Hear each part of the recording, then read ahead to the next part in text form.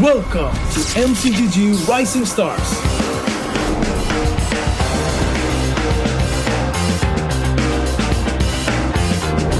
From September 12th to October 19th, take part in the regional contest, open to all players. Step up and prove your strength. Division finals will run from October 24 to November 2. The top 16 players in each division may advance to the next stage of MRS. Check your in-game mail for information.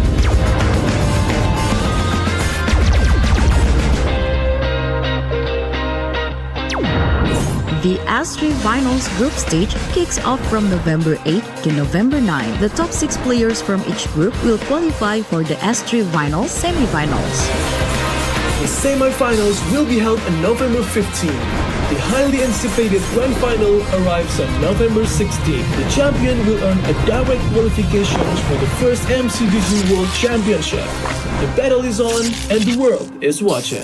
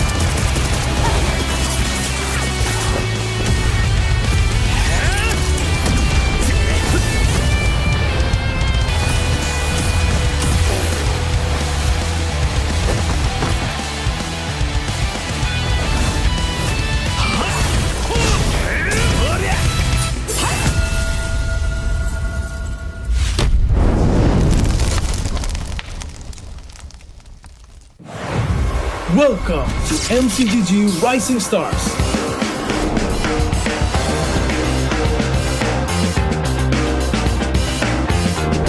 From September 12th to October 19th, take part in the regional contest, open to all players. Step up and prove your strength. Division finals will run from October 24 to November 2.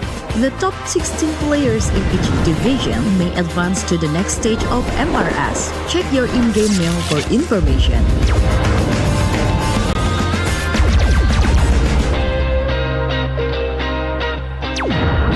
The S3 Finals group stage kicks off from November 8 to November 9. The top 6 players from each group will qualify for the S3 Finals semi-finals. The semi-finals will be held on November 15. The highly anticipated Grand Final arrives on November 16. The champion will earn a direct qualifications for the first MCGG World Championship. The battle is on and the world is watching.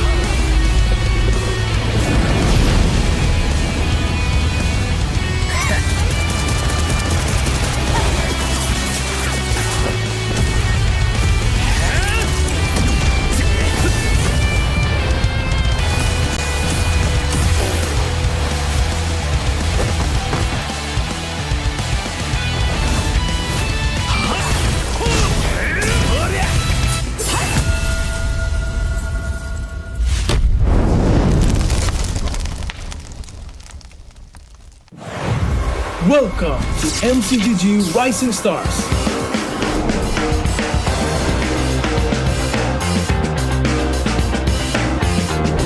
From September 12th to October 19th, take part in the regional contest, open to all players. Step up and prove your strength. Division finals will run from October 24 to November 2. The top 16 players in each division may advance to the next stage of MRS. Check your in-game mail for information.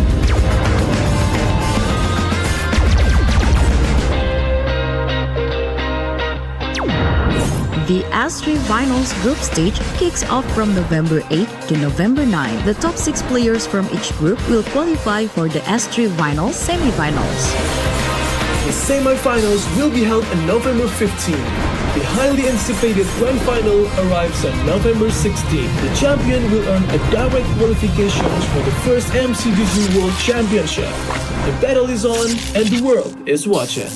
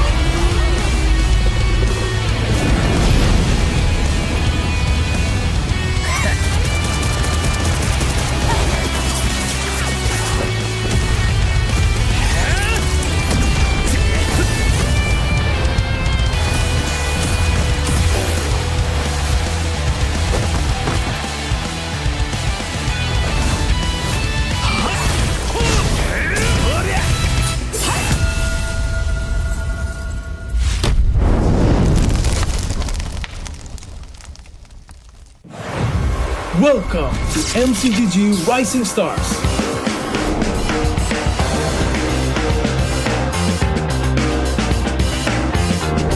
From September 12th to October 19th, take part in the regional contest, open to all players. Step up and prove your strength. Division finals will run from October 24 to November 2. The top 16 players in each division may advance to the next stage of MRS. Check your in-game mail for information.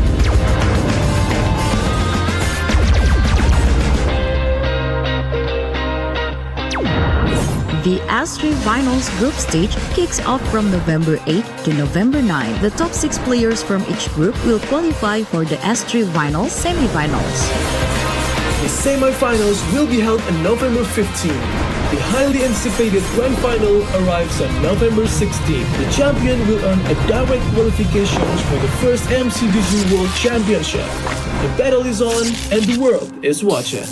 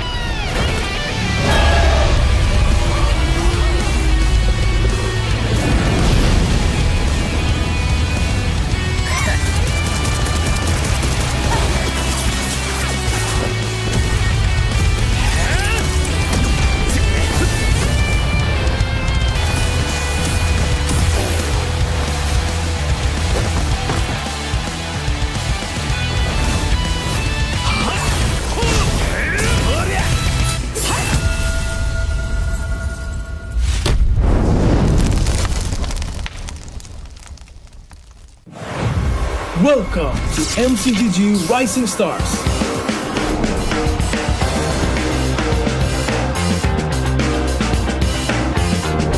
From September 12th to October 19th, take part in the regional contest, open to all players. Step up and prove your strength.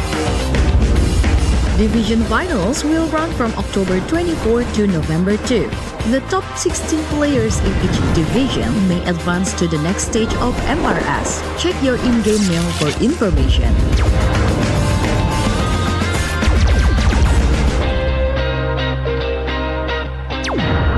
The S3 Finals group stage kicks off from November 8 to November 9. The top 6 players from each group will qualify for the S3 Finals semifinals.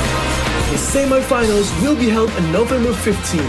The highly anticipated Grand Final arrives on November 16. The champion will earn a direct qualification for the first MCGG World Championship.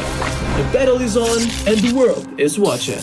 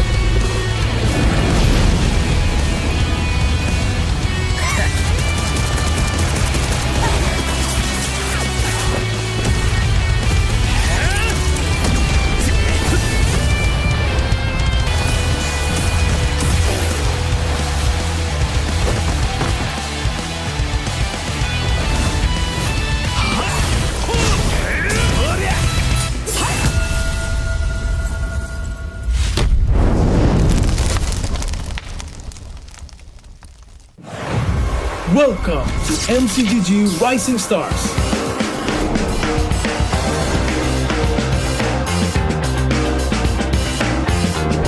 From September 12th to October 19th, take part in the regional contest, open to all players. Step up and prove your strength. Division finals will run from October 24 to November 2. The top 16 players in each division may advance to the next stage of MRS. Check your in-game mail for information.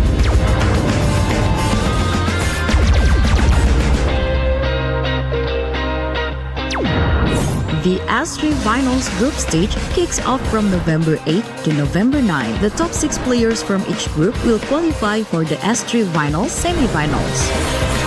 The semifinals will be held on November 15. The highly anticipated Grand Final arrives on November 16. The champion will earn a direct qualification for the first MCGG World Championship. The battle is on and the world is watching.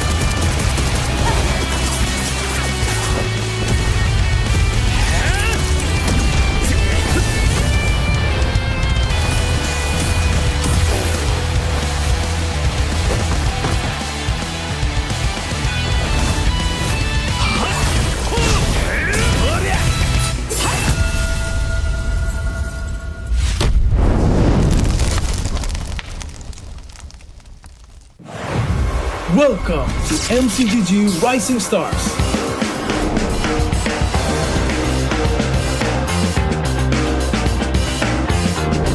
From September 12th to October 19th, take part in the regional contest, open to all players. Step up and prove your strength.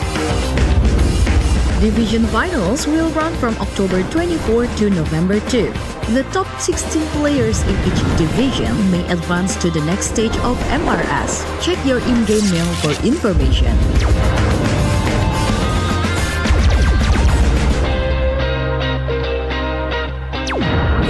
The S3 Finals group stage kicks off from November 8 to November 9. The top 6 players from each group will qualify for the S3 Finals semifinals. The semi-finals will be held on November 15. The highly anticipated Grand Final arrives on November 16. The champion will earn a direct qualification for the first MCGG World Championship. The battle is on and the world is watching.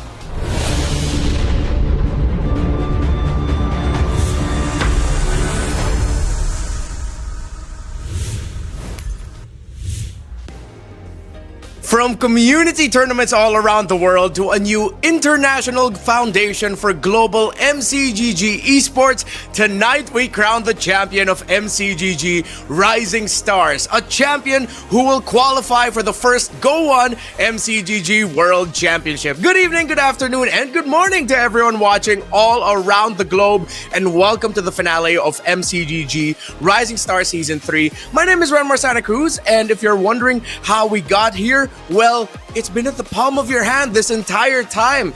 I'm pretty sure you saw the notifications months ago about Rising Open.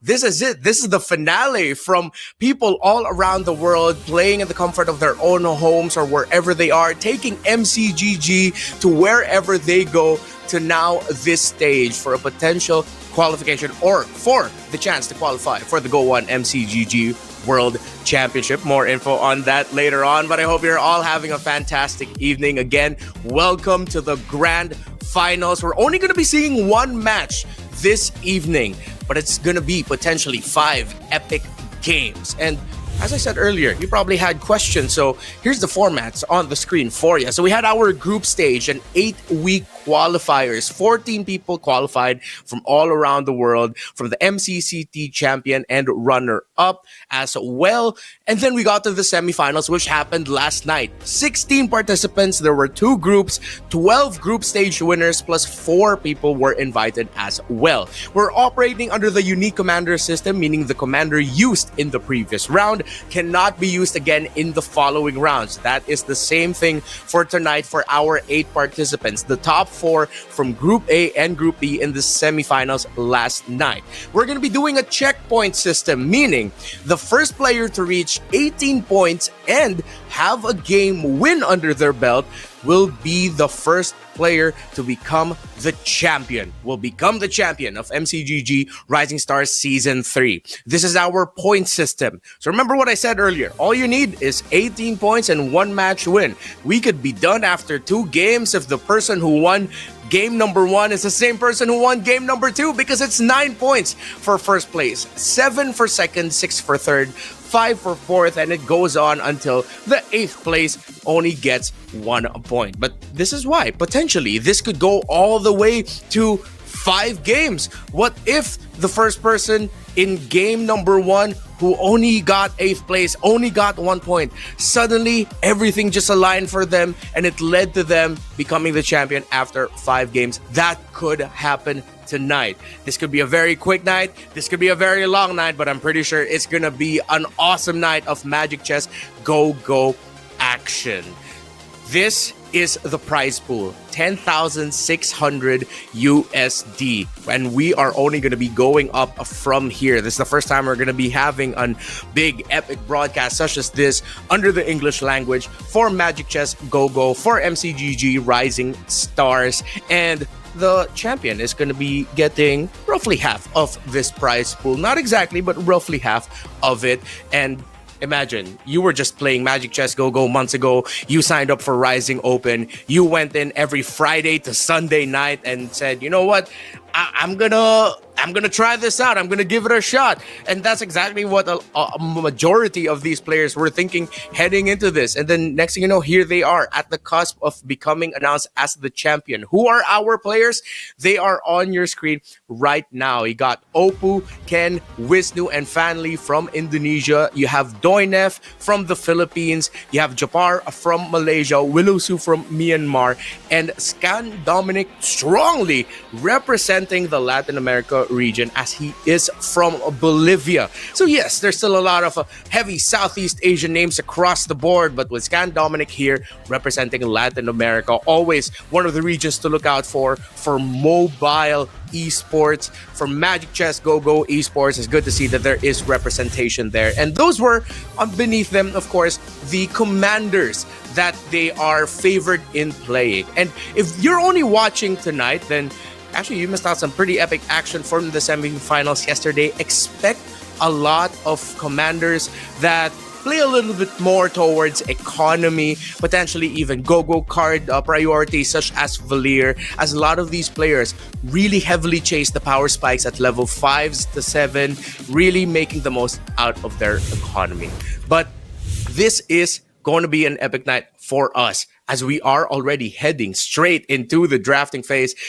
What you're seeing right now are the commanders that are getting banned. We're only going to be seeing this for game number 1, and we do unique commanders game 2 onwards. So a lot of Valir taken out because, yes, yesterday night, semifinals, the first game for Group B, we saw an entire board of Valirs. And as we were saying earlier, these players love to play the economy game. Look at that. Lancelots and Chos across the board. An Amon and a Lunox. Of course, Lunox, one of the commanders that you could really chase if you want to get a board of 6-10 synergies. So potentially watch out for Fanli playing that. While for Wisnu, maybe he might actually try to run for a bit of a lose streak, as currently every round you lose as Cho means you get 3 gold for that.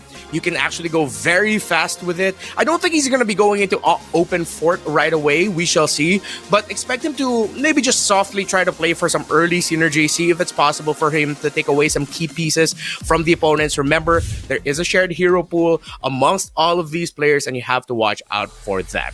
So we are right away heading into what is the first creep round of the game. This is usually seen as a freebie, as through the creep rounds, you can get your first item. Here, this is probably going to be, or usually, things like Revitalize, Retribution, AGs, and Purify to help give you an idea of what you might want to play into for the early game. Of course, they give you benefits as well when they scale up, come the mid to the late game. Once we're around round 3 and round 4, they still come into effect. But imagine a lot of influence there. So, we are now seeing some early Doomswarm. Interestingly enough, for Fanli, while you already have Guardians there on the board for Oppo and Ken building their front line. While you see Vanguard Leader, Heroes gain 30% hybrid attack, but Commander takes 2 damage being picked up. A good spread of the Go-Go cards, but we are starting off with purple, and it seems like the players are leaning a little bit more towards the equipment-centric Go-Go cards, meaning that if they can get some really good 3-star 1-cost heroes, that would be great. If they could build through that, some 2-cost 3 stars would be great for them as well.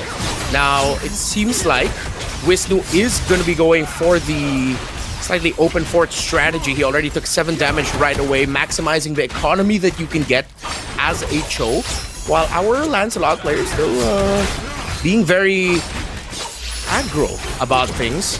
Already a 2-star glue early on. That should be a great advantage. I don't think this Leslie's going to survive this overtime with the extra attack speed.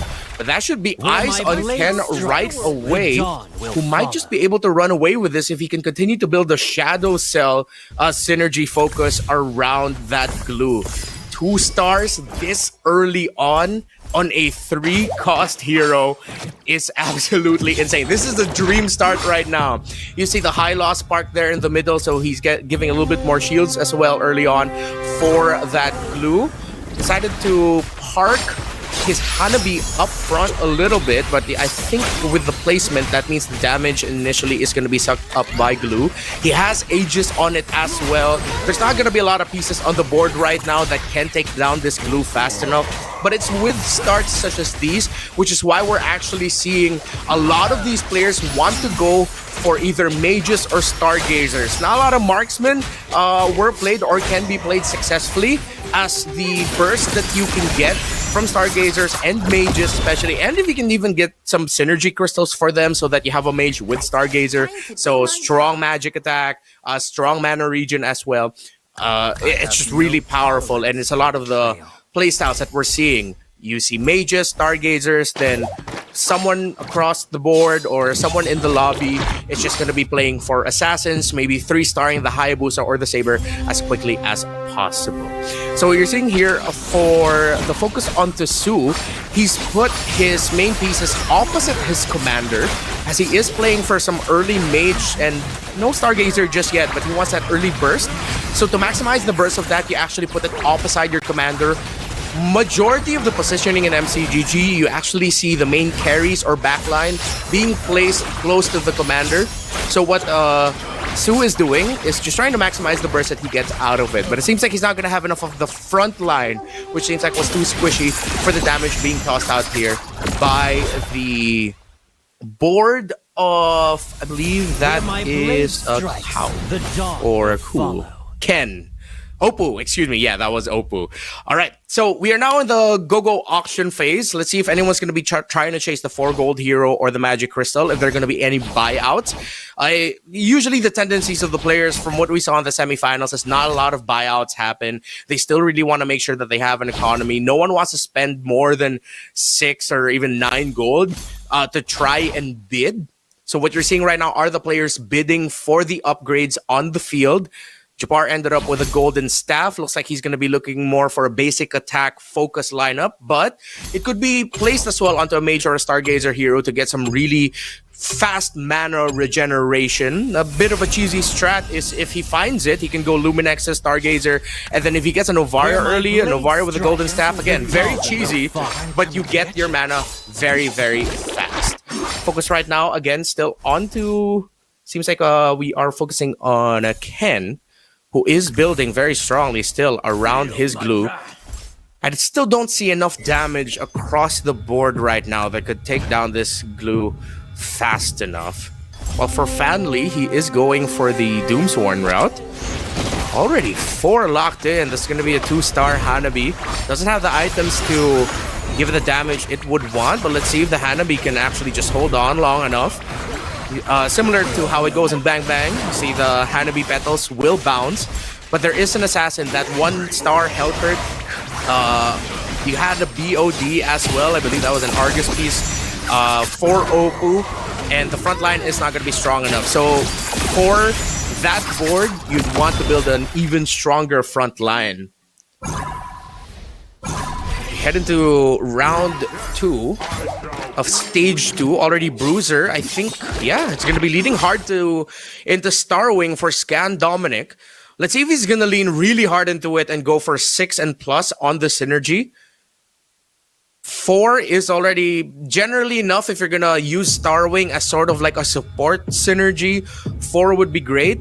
But considering now that he has a Belleric, I think he's going to be going for Shadow Cell and Starwing, as there is a lot of interplay between these two. Watch out for him later to pick up a Baksha. Maybe he'd also want to be able to pick up a Shadow Cell Magic Crystal. If he's gonna make Belleric the main carry of this board, then he'd want to go for that.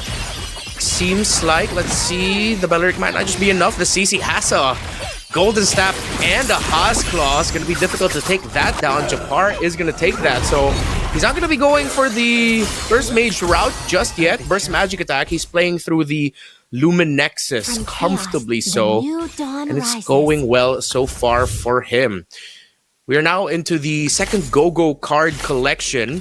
Bloodclaw and Rising Festivities. There for Japar, each round gain 1 random hero with a cost equal to commander level minus 5 gold. So you're gonna expect Japar wanting to rush his levels as quickly as possible. I wouldn't be surprised if he can keep this placement on the board. He is currently at 11 gold though. So maybe later on, once he hits the threshold of interest at 20, we're not going to be seeing a lot of rerolls for him. But he goes down to below 10. So let's see if he'll be able to get interest through this. He might just. The 1 and the 2, yeah, from the Rising Festivities. Very aggressive economies from the players so far. Only Fanly's right above 20. So being the middle of the table, actually one of the advised things to do is to really hold on to the strength of your economy, because the people at below 5th and 6th, it's not suggested to save too much.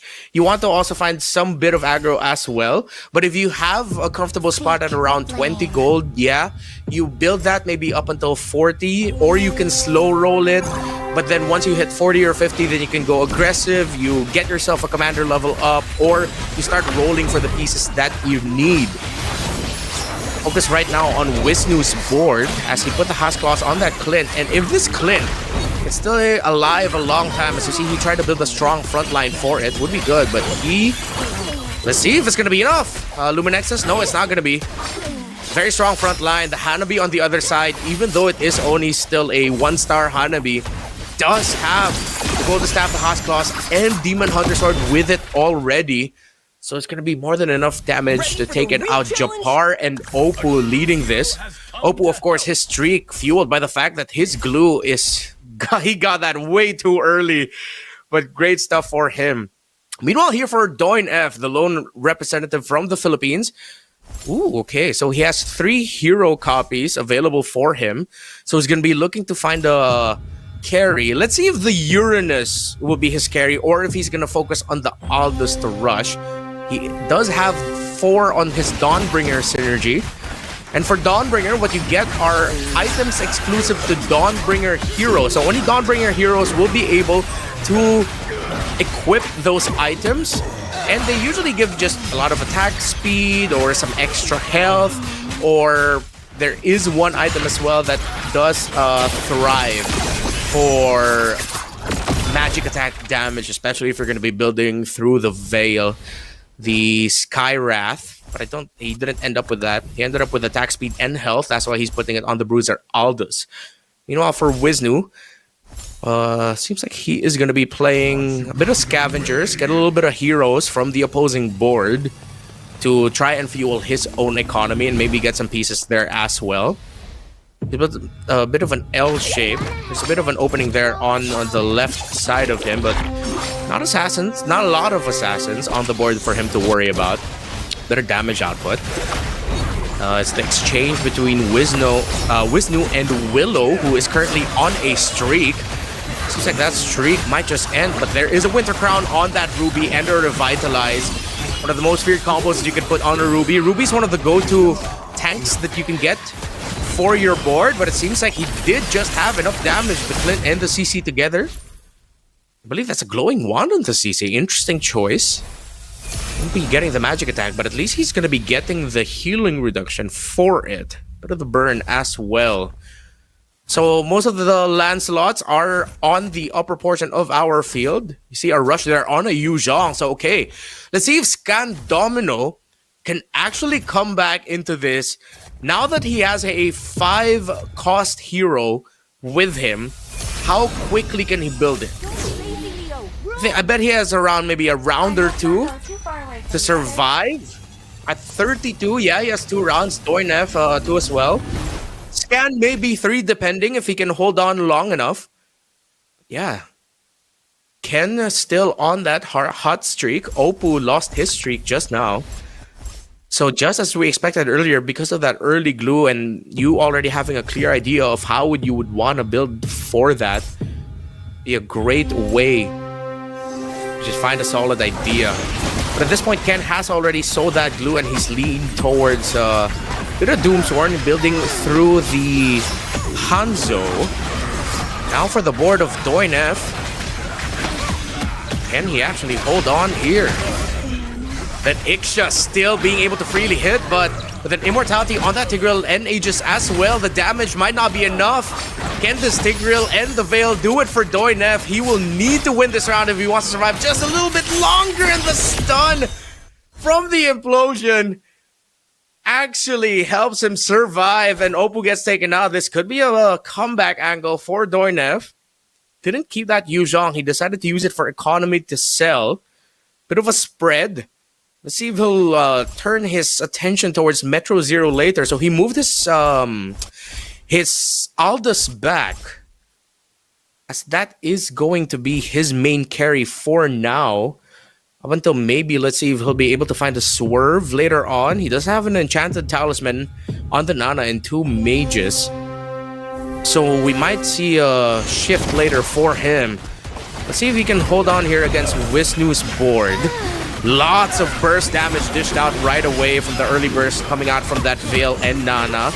With the Angela now aiming straight for the back line, and I think Doin F is not going to survive this one. That Saber, a 4-cost 2-star at this point with a Winter Crown and a Haas-Cross is going to be too much for Doin F's board.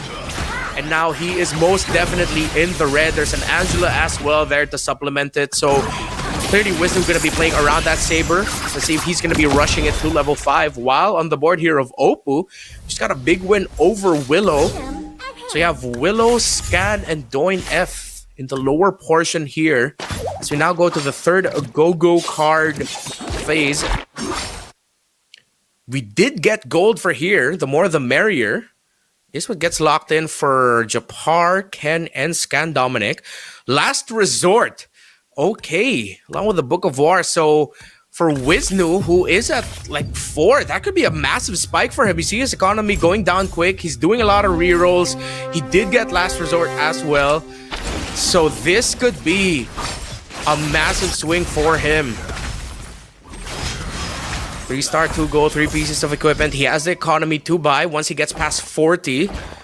Let's see if he'll go for the XP or for the equipment. Maybe at this point the equipment will be good, but he goes for the EXP instead. Get some more bodies on the board to build. We continue to see the story of Doinef, of whether or not he's going to be the first one out of here. Still, compared to the quality of the other boards, this could be tough. See what items he decided to lock in, where it's going to be going to. I think an Oracle would be okay to build the front line. But no, he decided to swerve as he already has a 2-star Novaria. Gets the War Axe, will get Spell Vamp through that, Enchanted Talisman, and the Winter Crown. So his carry is going to be the Novaria, the secondary carry being the Aldous, and Tigreal being his main tank to help hold the front line. He also does still have the copies available, 3 of them. So can immediately get another 2-star Novaria, but we'll have to see to play the board. Scan Dominic tearing through his front line really quickly, but the Novaria holding on. That is a 2-star 5 cost. Still has the Winter Crown, and Doin F holding. But can they take the juicing down quick enough? We'll still have the Winter Crown for him. Look at that damage dished out. And Doin F, some massive rerolls, able to find the Novaria, able to level it up to 2-star. But now he has to worry about Wisnu's board, who will have a 2-star Hayabusa with him. There is an Alpha now on the board of Ken. He went from being top of the pack to a massive lose streak. He decides to split it up to avoid all of the AoE damage across the board. There's a lot of Luminexes in this lobby, so he's trying to increase his chances. 1 Luminexes, 2. Oh, mainly 2 Luminexus players right now in Fanly and Scan Dominic. However, there is a lot to focus, as we expected, towards mages, some stargazers. But we are seeing a good amount of marksmen on the field right now for Ken, Japar, and Scan. But Oppo is still the man to beat. Scan Dominic, though, let's see.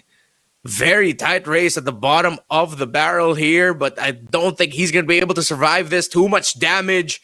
And Scan Dominic survives. He goes down to 1. He has 1 more round, 1 more chance to try and hold on and survive even longer. Doin F going down. It's going to hurt your chances a lot. You're really going to have to expect a crawl if you finish at 1. Wisnu gets taken down by that Harley. What's the truth? Enchanted Talisman and Immortality. There's no backing out now. You know, we look at a board that seems to be a good spread because of the Novaris available. Now there's the Yuzhong of Scan Dominic. War Axe, Dominicize, and Revitalize. He'll be able to get into the Black Dragon form quickly. Good spell, Bavamp through the War Axe. And with a Revitalize on it as well. Bit of survivability. While we also saw a Kalea in his board. Positional change here.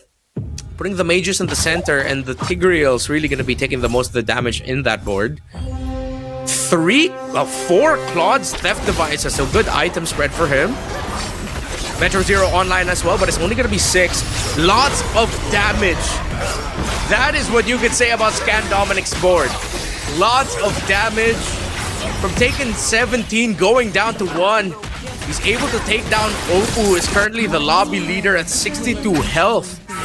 Don't count out Scan Dominic, the lone representative of Latin America, out just yet. Might just be able to make a comeback, but Willow Su will go down as first one out. He will end this round with 1 point at 8th. Next, Fate Box round. Capacity there for Scan, so he's going to be going up to 10 for his board. He did really want to go for that. Now majority of these players locking in for items, but Oppo going for the Angela. An angle for him to get a 2-star Angela right away. 2-star Kalea here as well. There is a 2-star Angela there. Watch out for that. Angela, usually one of the biggest game changers you can get. because of the shield that she can provide, the healing, and just the raw damage. You get the carries here spread out. You have Moskov on one end, Juicen on the other. Scan Dominic cannot afford to put them together. Seems like you have two tank/damage dealers, more bruiser focus for him. The Clay and the Yu Zhang will try to save him. While for Doin F, 20 stacks already on that Skywrath Spear. Let's see if this Novari can hold on long enough. He actually turned it into a Dawnbringer through the Magic Crystal, so that's great. See the Doin F can actually hold on here. We're looking right now at the lobby of Scan Dominic. That Novaria trying to hold that Yu Zhang, still too much damage. Being dished out by Scan Dominic from 1 HP. He has a dream, but that is going to be a takedown. That's a kill. Doin F gets taken out. There's going to be another one there as well. The sick animations you get with these commanders, of course. That's going to be a kill for the Cho. Scan Dominic was not able to hold on as we have a 3-star Saber on the board in the lobby. Mama told me That is going to be one of the biggest threats right now. It does have the Winter Crown Sea Halberd and Hasclaws as well. So it seems like Wisnu might be favored, but Fan Li is in a streak. On his board is the 2-star Angela. Chanted Talisman did end up with a Stargazer, as we expected. Luminex's Stargazer and Mage roll. Very strong combination. Then has the Exorcist, a bit of Bruiser as well. The Yu Zhang's not going to be able to hold long enough, but let's see. His main front is really the Kalea, but the question is, it's just damage.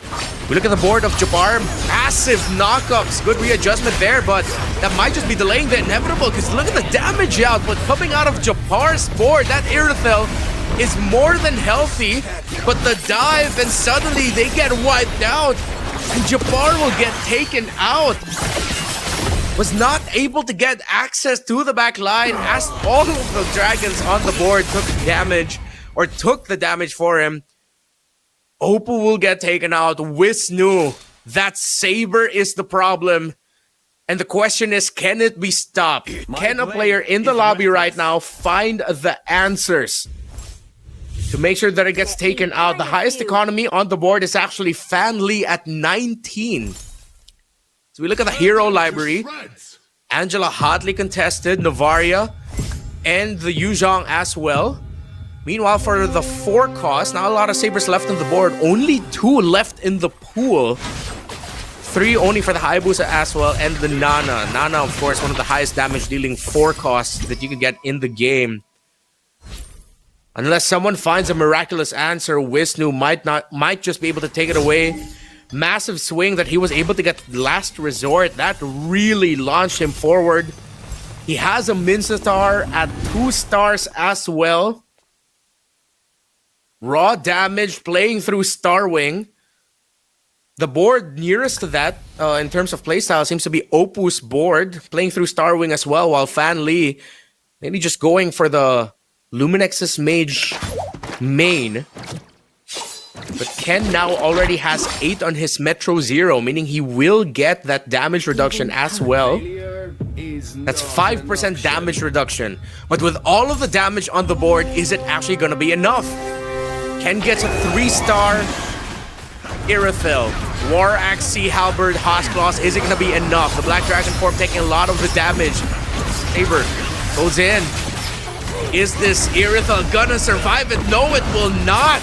And the board of Opu, too strong in damage, but Ken still alive here with just 6. The Saber trying to survive here. Winter Crown has already been popped. The Angela, it seems like, was the answer. Fan Li's board. More than enough to take it down. So an extra 2-star 5 cost added to the board of Wisnu. Harley and Mistar with him as well. His secondary carry has been shifted to the Harley, as it was the Nana earlier. But as we look at Ken's board, my goodness, his frontline just isn't cutting it. He is not getting enough strong frontline pieces. Yeah, you have the Bruisers. You do have the Alpha there. That is a 5 cost 2-star with AGs. But the problem is, despite all the damage he has, it's just not enough. Not enough damage just yet. Low economies across the board for all these players. They're just playing it out to see if they can get their pieces. He will get the knockups in there for him. Is he actually going to be able to survive this? The Harley, we're waiting to see if the Harley can actually get his mana up. The Saber is still standing. Winter Crown already gets popped. The Iritha still healthy. The Harley not enough. And that's Scan taking down Wisnu, but he only goes down to 4. Oppo goes down to 20. As Fanly might actually run away with this. But this is going to be a massive fight for second and third place. Oppo, Ken, and Wisnu all so close. Lots of 3 stars across the board. Even though Wisnu is up there, Fanly still on that hot streak. He's playing through double Novarias. Both ends of the board is going to be covered by the Luminexus, so all of that damage is going to be shared. No wonder he was able to launch himself up to the top spot. He started this off with Book of War and Fast Promotion, and with the Last Resort, the answer. It's Wisnu versus Oppo. Who's gonna go down to 4 and 3?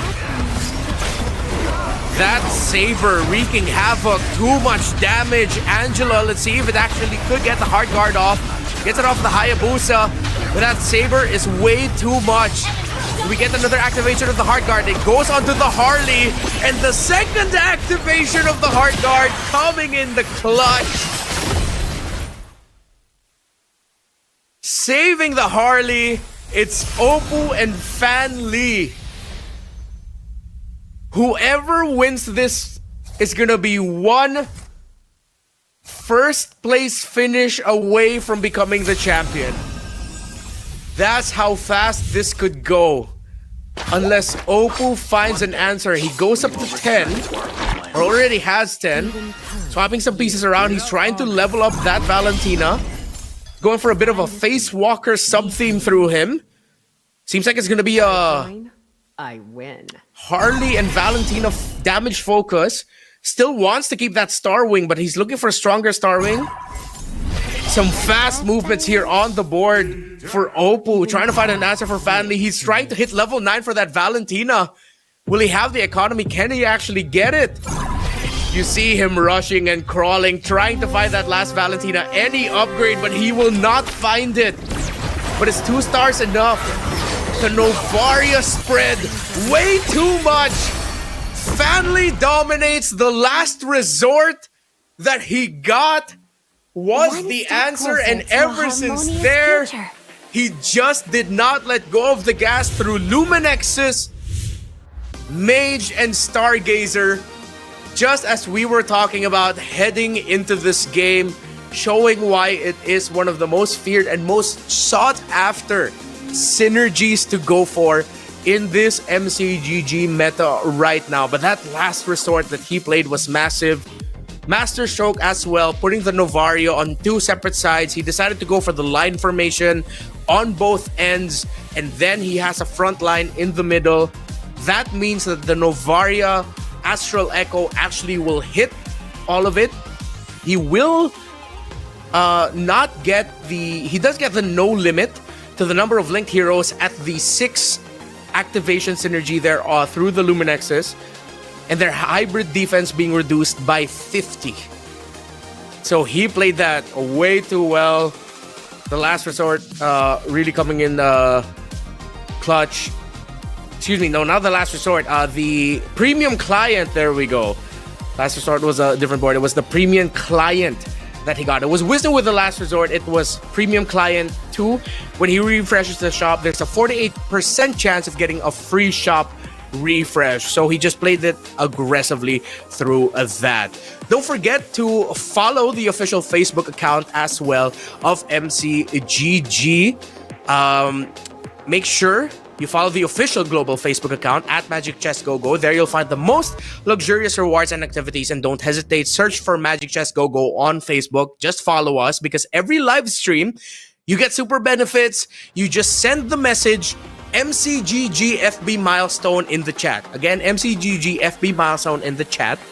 Take a screenshot and go to the pinned post on the official FB account for the live stream event. Follow the event rules to participate for a chance to win a random lucky draw prize. So make sure you follow those instructions. You can scan the QR code as well on your screen. Just rewind just a little bit so that you can go ahead and follow the page. Now, Fan Lee. Getting that premium client. He is going to be now one first place finish away from getting there. It's like the last resort that he got earlier.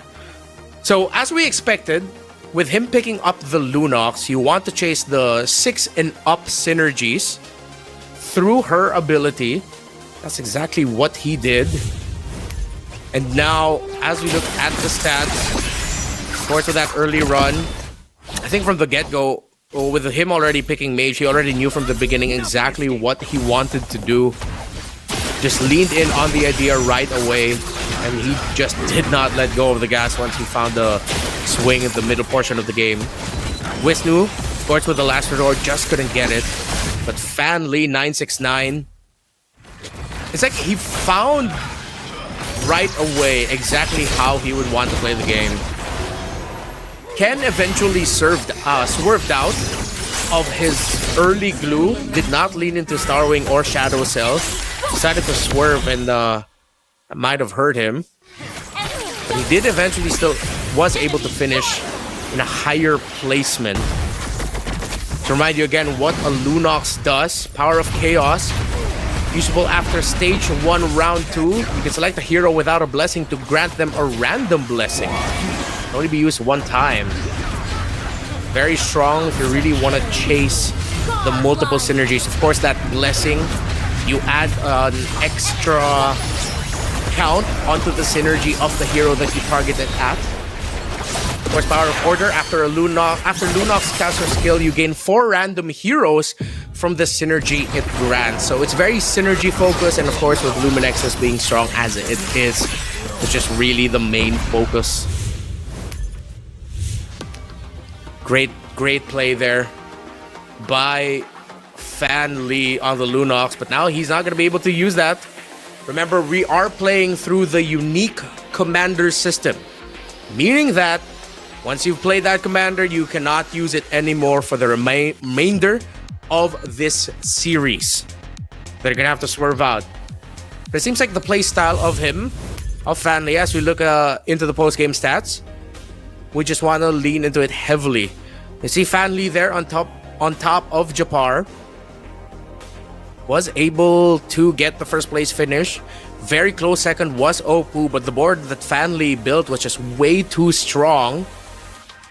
Oppo decided to lean more towards lots and lots of magic damage and mana regen, but of course with the damage spread that Fan Lee had, leaning towards 6 on the Luminexus, the hybrid defense it reduces, even though he didn't build a traditional front line around Guardians and Dauntless, that's completely fine because he had the firepower to just burst everyone once it goes on. Remember, at the start of the round, Novari uses her ability right away. And then you have it load up for the Star Shatter once she uses up her mana. But as we were explaining earlier, before the series started, lots of these players really go for wide synergies if they can. Of course, Metro Zero, still very dependable. Safe finisher for Scan Dominic. Again, for Scan Dominic, he almost became the first guy out of this game. But he was still able to make a comeback through it. He was able to get some key upgrades, especially on his Yu Zhong as his main carry, and the 4 Claude's theft devices that he had, instantly giving items as well, made sure that he still secured 3 points.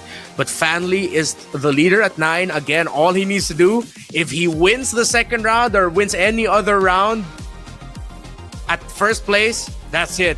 He's the champion. While, of course, Oppo there at 7th. Very tight race, especially there near the end. A lot of questions actually as to who could have potentially been the first one out and first one eliminated, and somehow Scan Dominic was able to stick around and was able to finish a 6th while Doinef, just even though he was able to hold on, he's not able to get the ball rolling, similar to Willow, just hovering around the center of the pack for a good amount of the stage, but just was not able to get it.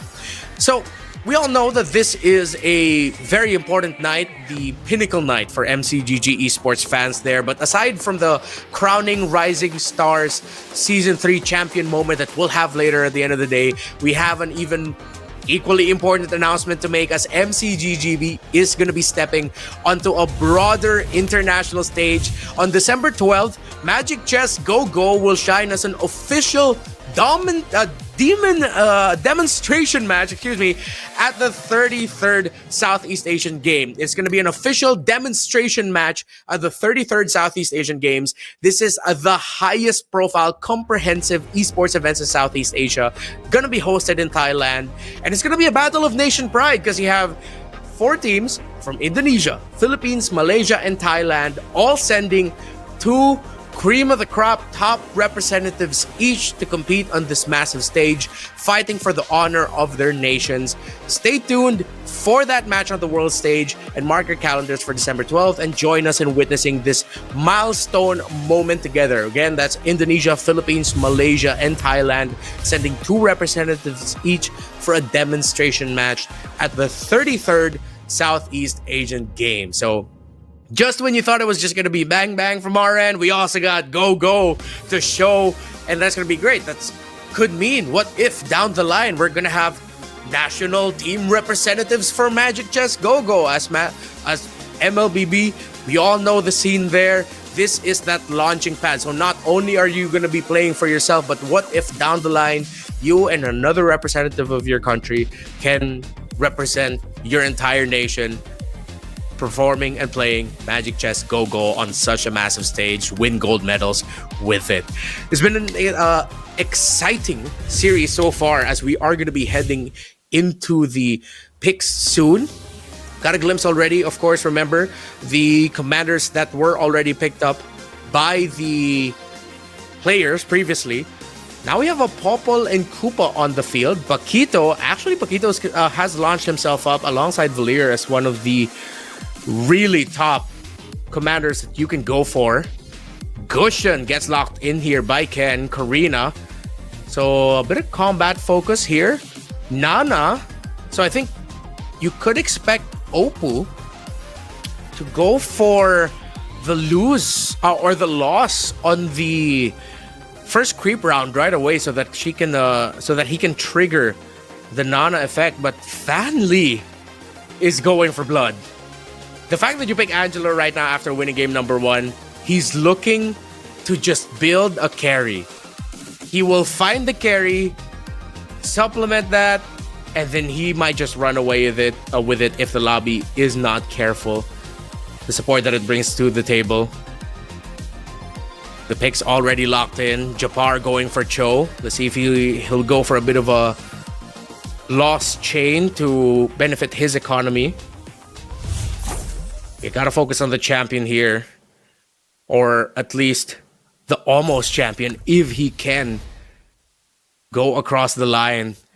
But this is a very competitive lobby, a strong field that could potentially, suddenly, if Fanli isn't careful, first place finish might slip out of him. Focus on this Angela. He can select an allied hero to protect, increasing their mana regen to 180% and granting a shield equal to 20% of max HP. And it grants additional protection to the hero with the highest power, while the protection prioritizes heroes with mana. While for Willow, one of the more interesting commanders actually in the game, Popol and Koopa. The Popol and Koopa actually can drop a trap, and you can move this trap. It will be generated, or at least at the preparation stage, will be generated on your side of the battlefield. When an enemy hero steps into the trap, you obtain a 1-star version, limited to 1 time per round, and you can generate 1 extra copy trap starting from stage 3, round 1. So this could be one of the more surprising outcomes later on is once Willow has a good understanding of the rest of the lobby, he's gonna be looking at everyone's boards just to find a really good placement for that trap so that he could get the copy.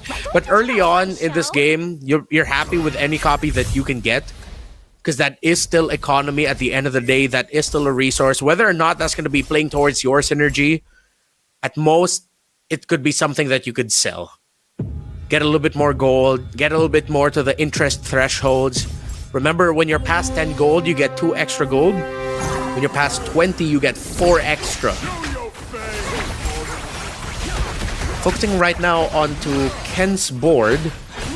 Decided to go for party's opening, so he right away starts with 3 extra gold and increased capacity. So now he's rushing for 5.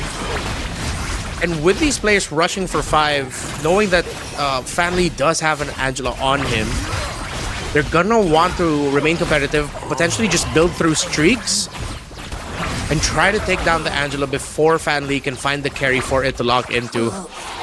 Hanabis trading Hanabis, and it's the 2-star that actually gets taken down there. Doin F takes an L. See if he'll be able to make a comeback through it, through Paquito.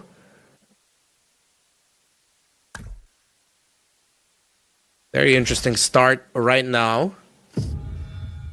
Doomsworn and Guardian for him. Lots of Guardians actually in this lobby right now. Wants to build a strong front line. Dornef going against Can, who so far only has Starwing activated on his side. He's going to be playing as Eudora through the carry, but it's a much better board overall for Doinef compared to Scan, so it's going to be a rough start for him. He did get novel equipment. That's why he actually got to get all those pieces on that Eudora. He obtained 2 pieces of random enhanced equipment, the enhanced versions of it, so it's not just normal items. And then other equipment identical to the equipment that he got will be enhanced as well. So expect him to be playing through mages and stargazers. Might see him go for Shadow Cell and use Eudora as an early carry. Scan Dominic. He realized that his front line is a weakness, so going for the anti-Caress right away. But he gets outbid. And let's see if he'll try to spend more. Ken really wants that 4 gold or the extra heroes that you could get early. Scan having a tough time choosing. They're gonna go for a last minute bid. He just tough. Picks up the Berserker's Fury, so he has a little bit more damage on a physical hero. Can play for crit if ever he does get it, but again, the fact that he's playing Starwing and then he did get the Enchanted Talisman, and versions of those will get upgraded. But he doesn't have to lean into it too hard. He can have 2 carries. Looking at Ken's board, Starwing off in the opposite corner facing. Gets an early Chang'e. So now he's going to be looking for items for that Chang'e later. 1 column does get knocked up. He should be fine here. He is the lobby leader again. But nobody's front line is not holding. The anti-Karas here for Doinef. Coming in big time. Was able to just tank up all the damage, and despite the Starwing providing that extra bump, that extra boost, he falls to Doinef's board. My friend, I am your shield. Doinef right now putting his pieces in the center. Doomsworn Guardian, bit of Mage, and I think he's going to be going for, Mage Stargazer. We look at Fan Li. Currently at bottom of the standings right now, but this can swing at any moment. So you actually see him going for aggressive econ, selling a lot of pieces. I think he's going to be playing through Doom's Dawnbringer. Mages as well, and go for Luminexus. So I think he's just trying to get a repeat of his condition earlier. This is just the early game version of it. That Veil Not gonna be able to hold. Not enough damage just yet. Not enough items. Oppo in the lead. And now for Fan Lee, yeah, he's gonna be aggressively going after those Dawnbringer pieces if he wants to just run away with the championship here. Looking at the items, Magical Training was picked up. Lots of parties opening on the board, so those early leads. But Ken started off okay, but then now as we get to the mid-game portion, just was not able to swing around with it. Customized recruitment. There for Wisnu. So this, once he hits level 6, higher chances of him being able to find those 3 costs. And that is going to be his timing. That's his power spike. But he is going to be playing for. Spread as well for the go-go cards. Certain fortune for Oppo and Doinef. So let's see if they did get all that gold. God's Theft Device for Japar. Purest Power. So he's going to be focused on one main synergy. Purest Power 1, when the activated synergy count reaches 6, heroes under this synergy gain 25% hybrid attack. Right now he has multiple 2 costs, but I think he might just either play for... wait, no, with those multiple 2 costs, he might swerve eventually later on to Metro 0, so even more attack and more damage. Meanwhile, Scan Dominic only has novel equipment. He's holding on for his selection for his second go-go card. So he's waiting to see what else he can get. He might even just drag out the choice, because remember, Valir will get a second choice of the go-go card. But he's holding on to that. And he's going to be utilizing that as a power spike. There are 3 Dawnbringers at 4 synergy counts. So Dawnbringer is going to be the main chase I am the only judge of for the board and for this lobby. Willow Su and his Popple and Koopa. Relatively okay economy. Middle of the table. He has to be looking for win streaks. He just got his win streak snapped though. But at this point, I mean, he does get the economy, but if you're in the middle of the table, you want to avoid going win-loss, win-loss. You either go for a lose streak or a win streak, so you still get the benefits here or there. Remember, lose streaks and win streaks do get interest benefits as well. Sort of like a catch-up mechanic for those on the lower end, while for on the upper end of the win streak, can just continue to build their dominance, while Oppo definitely building there through that Nana. Going well so far for him. Just otherworldly. Leaning towards Doomsworn. Mission underway. Scanning the area. And allied heroes with a magical training too also get 50% magic attack. And each hero permanently gains an extra 1% for every enemy hero they personally kill. The fact that he's going with a win streak here means that Oppo might really just not let go of this already. He is going to be the lobby leader for a while. Meanwhile, as we look at Wisnu, he got Surprise Splash as his start, and he was the one that went for customized recruitment. 3 stars on that Alucard, but oh, it's eating up all the damage coming out from that Chang'e. He is holding on through the Dominance Ice and the War Axe, and of course the Magic Blades given to him by the Karina. The carry falls down, the Chang'e needs to hold, Revitalize already been used, and Ken still runs away with it. Wisnu not able to hold.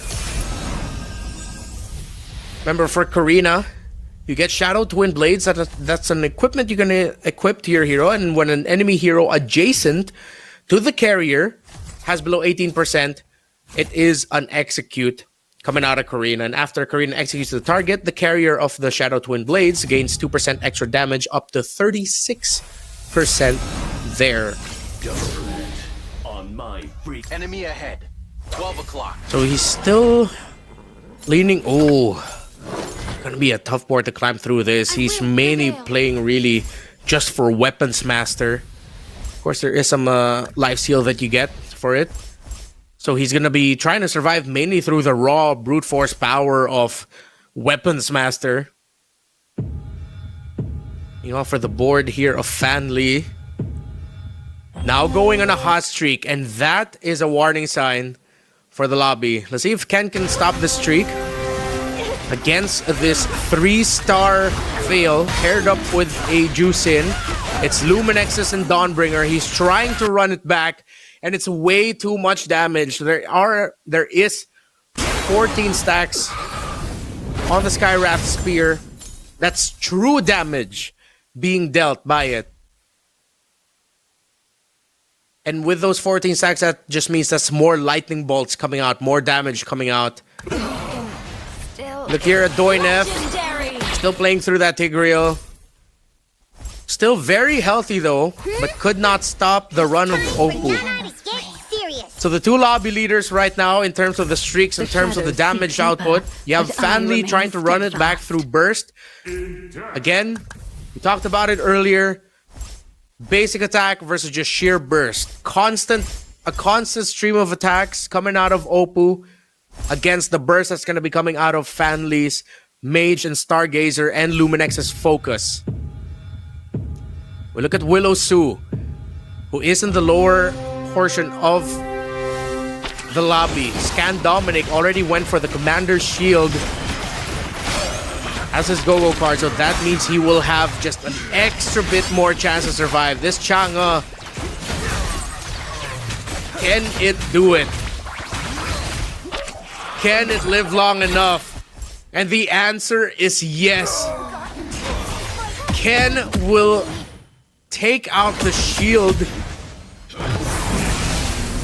Wisnu, we look at Scan, will lose his shield as well. For a moment there, I thought we were still on Scan's board, but now this is Scan's board. For the items that he needs, Willow Su now does have the 2 traps. Still insistent on putting that Hanabi up in the front. Much quicker bounce. So there is some travel time for the basic attack of the Hanabi. Placing the Hanabi up front. Yes, susceptible to taking damage, but what that means is that there's less time for her petals to bounce from her initial attack. It's gonna be a crazy bounce coming out of that Hanabi. Check in. It is a creep round. So everyone already has their go-go cards. Opal decided to go for Forbidden Power. Lots of damage going to be coming out. His last row will lose 10% of their max HP, but will gain a 30% damage increase. Now he has Metro 09 as well. If that doesn't scream lobby leader, I don't know what does, because he might just run away with it. You actually see the lobby shifting to Metro 0 across the board. Willow, Wisnu, Japar, Ken, and Opal have all just gone for Metro 0. 8 cost or 8 synergy activation for Opal, Ken, Japar, and Willow. We look at Willow. Is the damage and the damage reduction enough? His main carry holding on. Winter Crown popped up. And someone just got taken out. Cho gets a kill. And that is Wisnu out of this stage. While Fan Li is still in a streak. And Opal just ended his. This is what we were talking about. The lobby now is looking to see if Fan Li can hold on to this lead. He has 2 3 stars. And again, when you pick an Angela, you know exactly what it wants to go for. It might not win and dominate right away, but once it starts getting 3-star heroes, even if it's just 1 cost, especially with Dawnbringer activated, carrying through the Veil, my goodness. The story for Willow is, can he avoid being the next one taken out? The lone Poco and Koopa player in this game does have a strong carry through that Moskov. He is holding on and he will win this round. Japar is the next one out. This is such a tight game. Fanli got taken out. Ken now is the one with the streak. So it might not just be Dire Straits just yet. No one in this world had it easy. He's going to be swerving. Let's see if he's going to go for the 8 on the Dawn, or for the 10 for the Dawnbringer. Tetra, let's go. Trying to see if he can get that Supreme Crown in. While for Willow, just great positioning. He got Solid Alliance too as his last go-go card. So for every 1 activated synergy, allies gain 4% hybrid attack. So he does have the firepower, but the question is, can his front line hold? Those traps placed in the middle right in front of 2 damage dealers, because they will get jumped on. The traps will get activated. He will get a copy of the Yuzong. Great trap placement, but can that Moskov hold on? It is! And Willow gets to take down Oppo. Fanli gets taken out again. Ken gets taken down, and Willow might actually just come in with the steal. Great trap placements with the Popol and Koopa. Already has 2 stars on that 5-cost Moskov. And this could be a massive turnaround. A huge comeback for the lone representative of Myanmar. He picked up Guardian Helmet. Now he can build up his front line a little bit more, or even put it into one of his carries so that his carries can survive longer. Now look at the board of Doinef. Finished at the bottom, or near the bottom of the standings earlier. I believe he did finish last. That was Willow with 1. Doina finished 7th earlier, excuse me. Let's see if we can hold on here with this Paquito. Just realized we weren't able to talk about the Paquito just yet. Exactly what he brings to the table. It's extra items that he can get. More equipment through specific rounds. Round 4-1, he gains extra items that can be used on 5 gold heroes. And he can use them to get a 1-star version times 2. Doin F will get absolutely melted down as Willow Su is solidifying himself as the potential comeback king of this round. Could be massive for him. Scan now also in the streak. The lone representatives of Bolivia and Latam and Myanmar, in the case of Willow Su, now are both in the streak. So the 2 lowest HP members of this lobby right now, of this game number 2, are the guys with the streaks and could potentially even be the ones to win it. Yuzong's getting locked in. The Harley now secured by Fan Li. So he's going for a sub-theme of Face Walkers. He has 4 of them. So he might end up with a lobby or with pieces that are hard to catch. And he did get the Supreme Crown now on the Veil. If Fan Li wins this fast, this could be a GG for the lobby. But let's see. Double Astral Echo gets tossed out.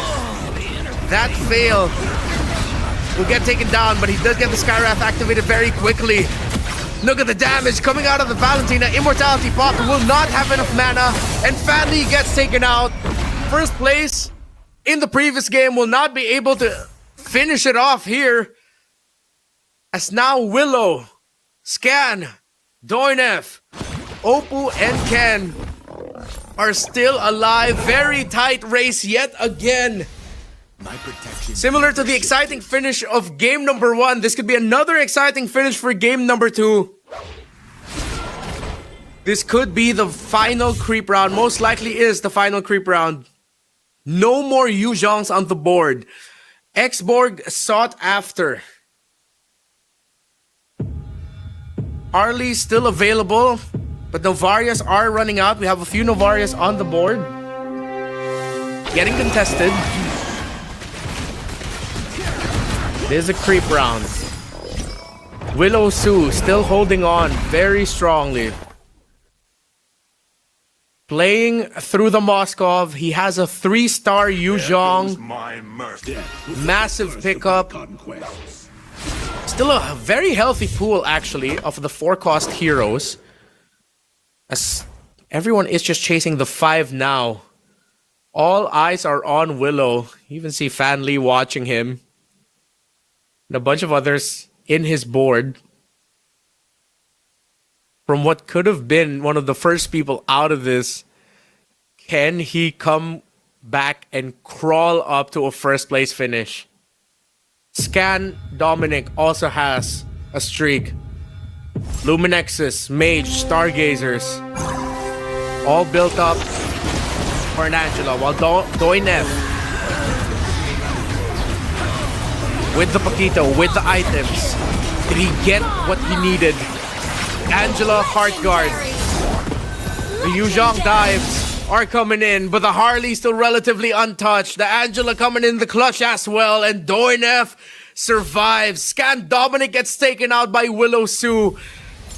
It's a 3-man lobby between Doin, Willow, and Opal. Opal with 1, but only has 9 pieces on the board against Doin's and Willow's 10. Don't get distracted now.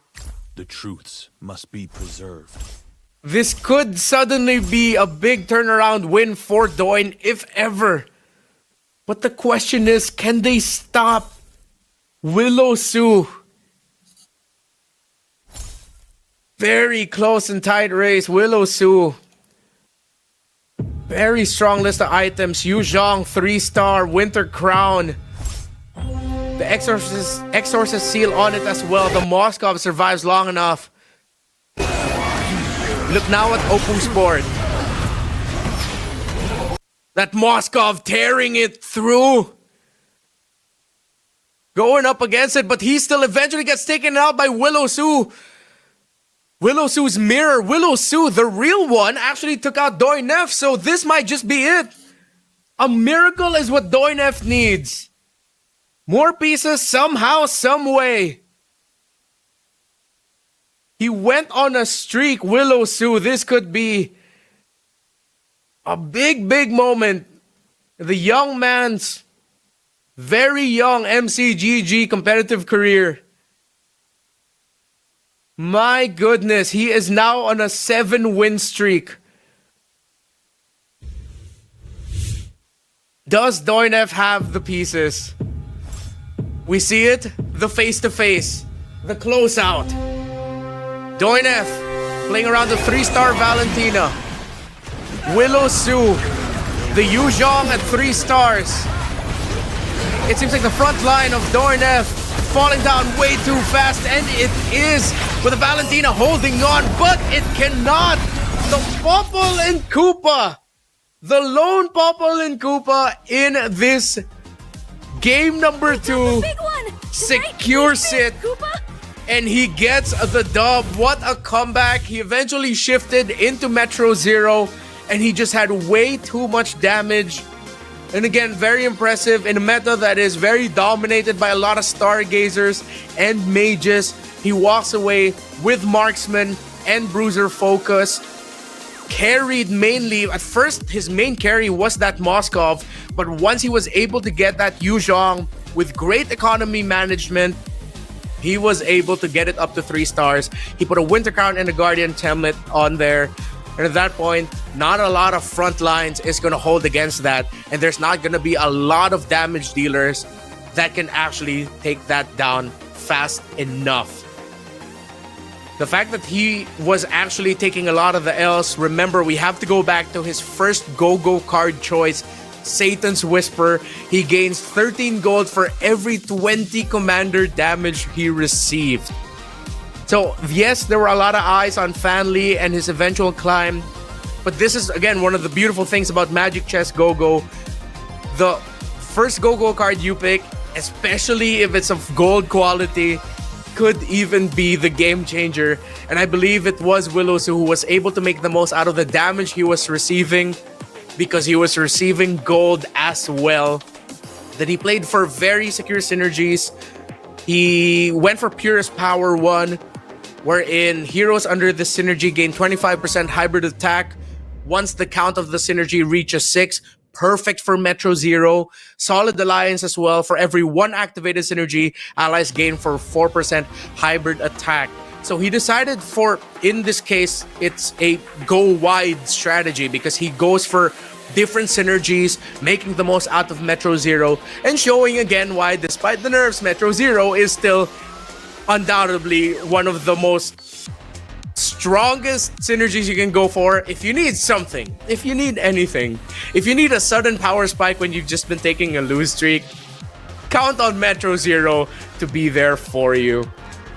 Great play there by Willow-Su. Of course, Dornef being able to come back through it to get a second place finish.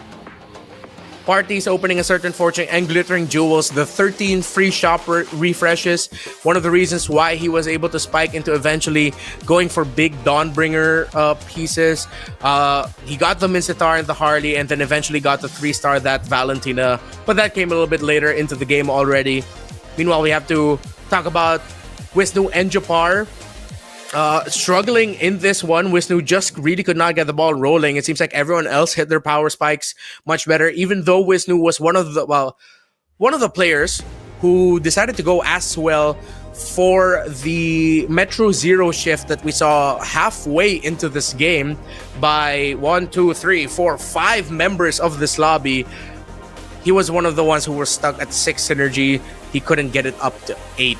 Remember, you get it. You get the extra defense or damage reduction at 8. That's an extra 5% damage reduction. What a game! What a game! For Van Lee, though, he still needs to win one more game, and the fact that he was able to finish 6th here means he gets 3 points. He is now 12.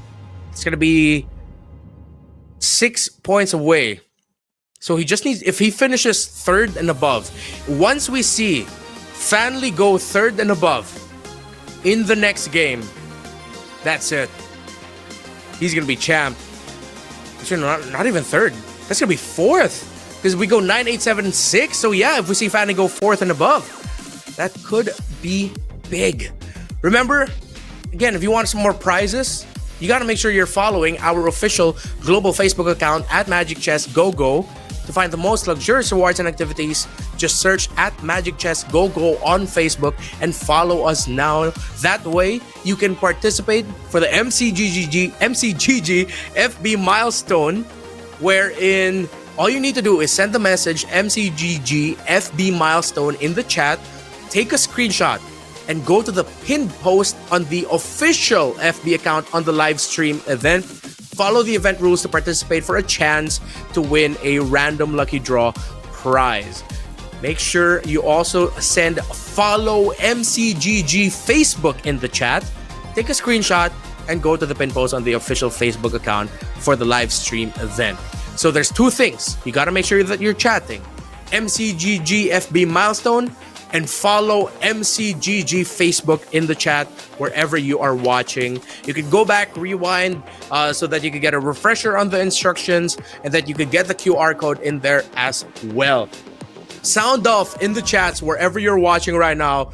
Who do you think is going to be taking the championship? But if you want, what if we start a little bit more small scale with our predictions? What if we go for the predictions on as to who will potentially win the next game? Now, as we all know, after this is Go 1, the first ever World Championship that we are going to be getting for MCGG. I cannot believe it that time flies so fast. It's going to be at Stadion Madia Jakarta, January 25, 2026. That is going to be alongside everything going on in the festival, and that's going to be big. It's M7 and Go 1 together. So, are you hyped? I'm hyped. Let's watch this. The battle continues to the next stage. Rising stars from each division will face off in the ultimate showdown. Magic Chess GoGo World Championship. Jakarta will witness it all as these rising stars share the arena with the world-class MLBB players at the M7 Carnival. Players from different divisions will clash in a tactical showdown to prove that they are the ones worthy of claiming the highest role. On January 25, 2026, the Stadion Madia of Jakarta is heating up and the players are ready to explode in Magic Chess Go Go World Championship.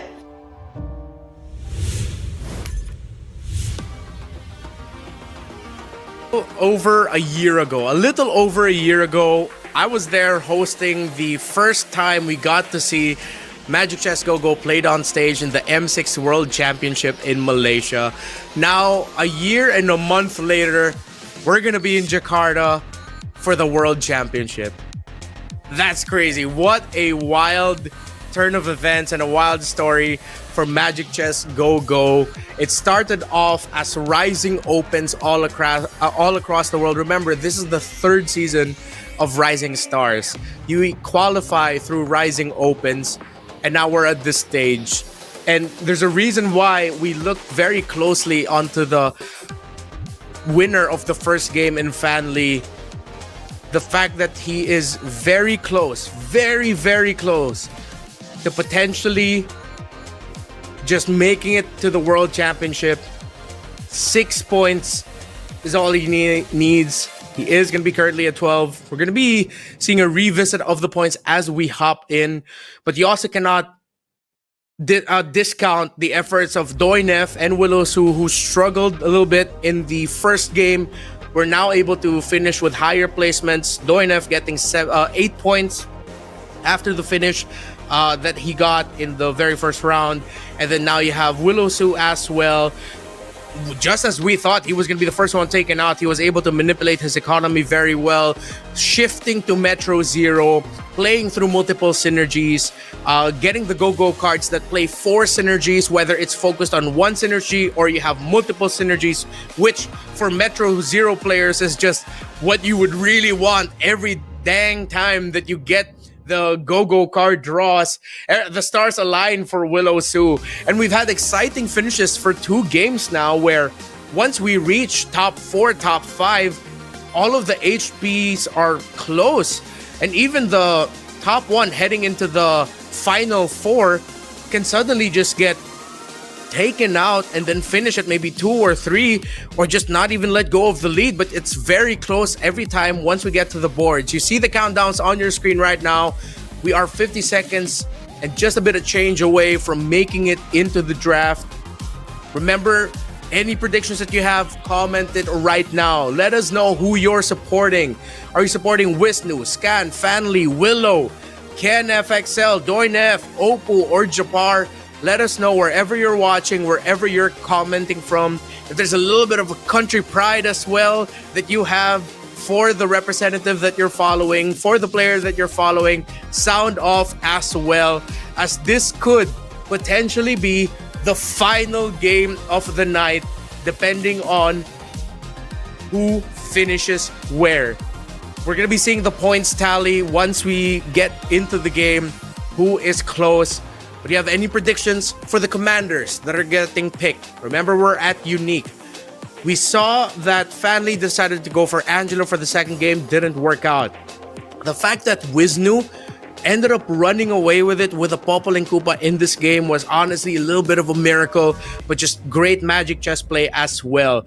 As there is, even if there is a lot of luck involved and a lot of chance involved in MCGG, the best of the best players know what to do with the cards that they're dealt.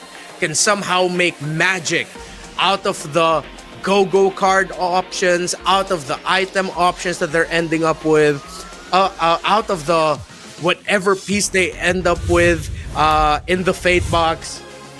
This is why these are the best players in the world today. So, what are they going to be picking for their unique commanders? Popol and Koopa goes to Wisnu. That was the pick that Willow Su won with earlier. Japar goes for Valir. Now going to be playing through go-go card synergies. Scan Dominic going for the Gushun. Paquito for Ken. Cho for Oppo. Doinef with the Angela. Willow Su with a Layla. My goodness. So this isn't the first time that we actually got to see Layla picked up here for Rising Stars. She seems to be a pick if people aren't going to be starting off the round or the series with her right away. She could potentially come in maybe game 2 or game 3. So let's revisit what Layla does. Of course, she generates that hologram. That's the one dealing that damage that is slowly ping away at your backline and frontline. It attacks the nearest enemy hero because, again, you get Destruction Rush. At this point, yes, they have the upgraded hologram already.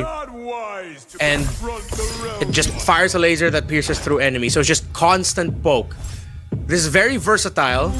So it's going to be interesting to see how he's going to be playing it. Now we look at Scan Dominic.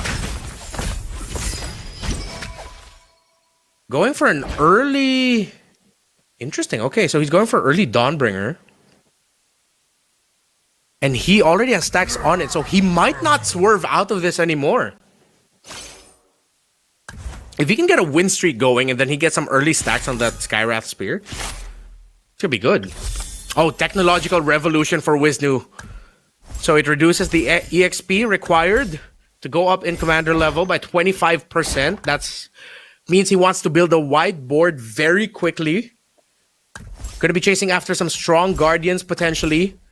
Or, as we see right now, I'm going for Dawnbringers, going for damage right away for Willow. The first place finisher of the previous one. Doinef!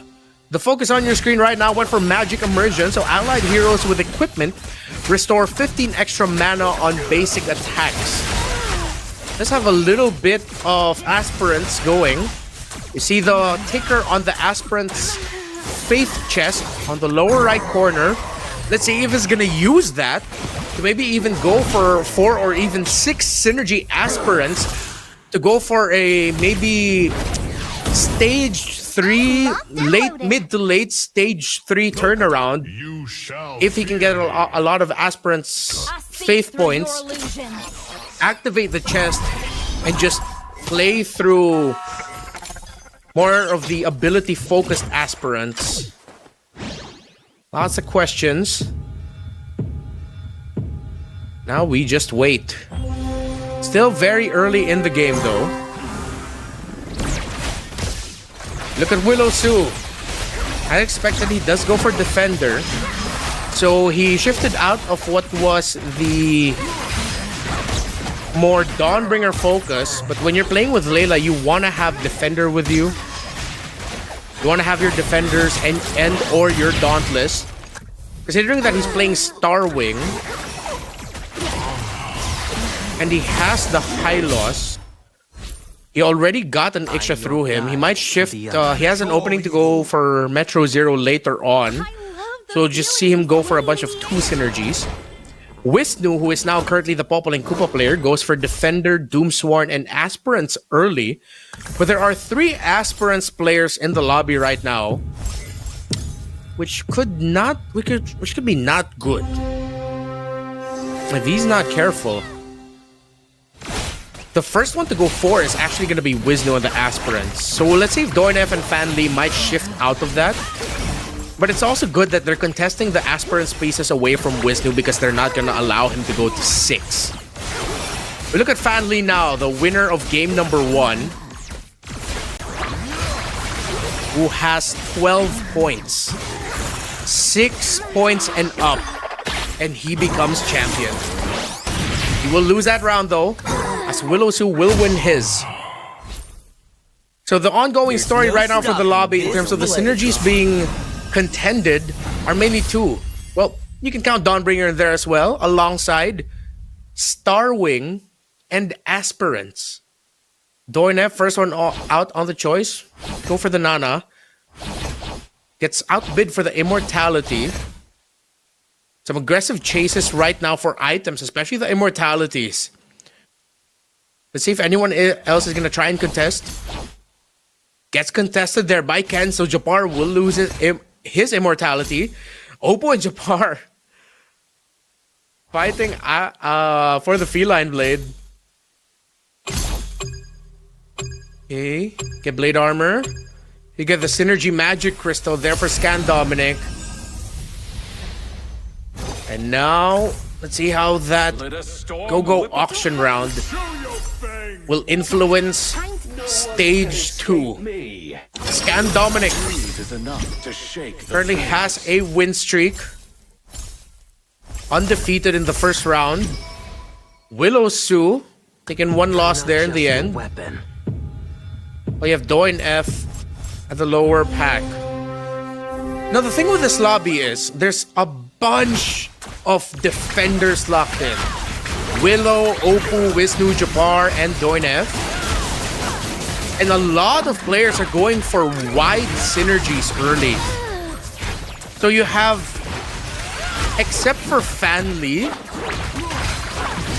everyone else in the lobby is going for 4 synergies and up at this point. Which begs the question, who's gonna get the Metro Zero pieces first? Now we look at this other sub-story that we had with the aspirants, where Wisnu now has 4 in his aspirant synergy count, alongside Fan Lee. So looking at Wisnu, he only has 90 points, while Fan Lee, with his aspirant's faith chest, has 60. If you look at Wisnu, he's going for some aggro rerolls here. He's taking it easy. He's waiting in his lobby. Focus up right now on Willow. Opposite. So he puts his hologram right directly in front of where the carries would be. So it's a mirror placement, and that works out very well. Scan Dominic finally has his lose streak ended. His win streak ended by someone who is now on a win streak by Willow Sue at 4. Doin F as well seems to be streaking. So the top 2 finishers from the previous game are now on a win streak for this one. Chopar still struggling. Well, now we look at the Go-Go card pickups. Technological Revolution alongside Allies Call for Scan. Oh, some massive pickups here for the Go-Go cards. Chopar went for Golden Era Plus, so he has 10 free shop refreshes. Fan Lee with parties opening, so he has an extra capacity. He'll go up to 6 as well. Or I believe he should be at 7, so he says level 6 and now he has 7 in his capacity. Wisnu went for the Hunt. So Wisnu is going to be focusing towards marksman and basic attack built heroes, Golden Staff, Demon Hunter, Sword, Sea Halberd.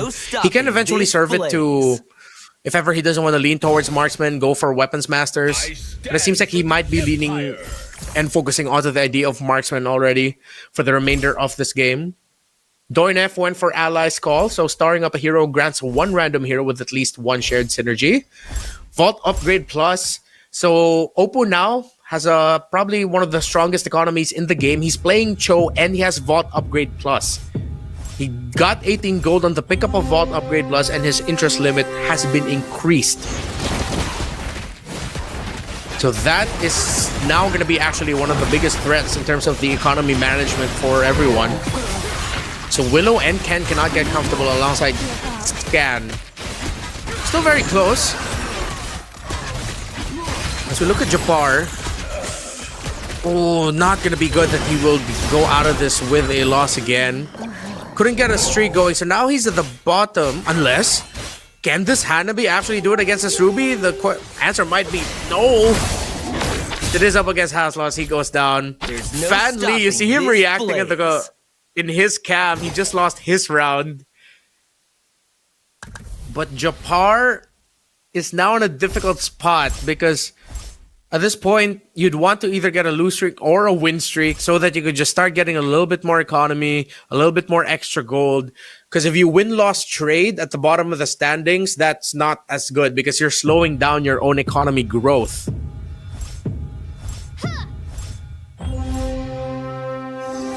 See where the comeback will be coming from here. Look at Fan Lee's board. Focused around marksman. As expected, not gonna go out of it. 180 already on his faith chest. He's at 55, so he might be able to activate it at around 300 plus points. Ideally, you want to activate it at 500, but okay, this win is actually big for him. And this is even more bad news for Japar. It's gonna be really tough for him now. In a safer world. Willowsu is at 10 points. He already won 1 game. And he is now the lobby leader with a win streak. From finishing at the bottom in the first game, he can feel it. Fan Lee, on the other hand, he just needs 6 points. Willowsu needs 8. He needs a second place finish or higher. While Fan Lee just needs a 4th place finish or higher. What a tight game.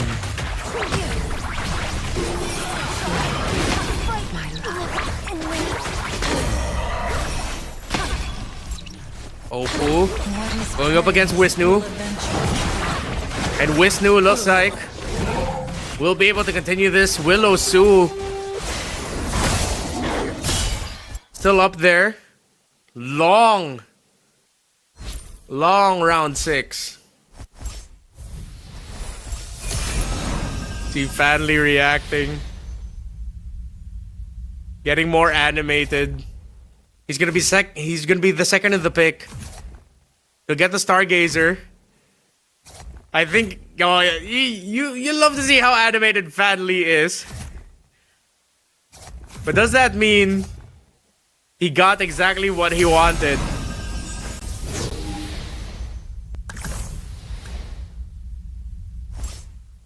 Join F is another person who could potentially get the championship here alongside Ken.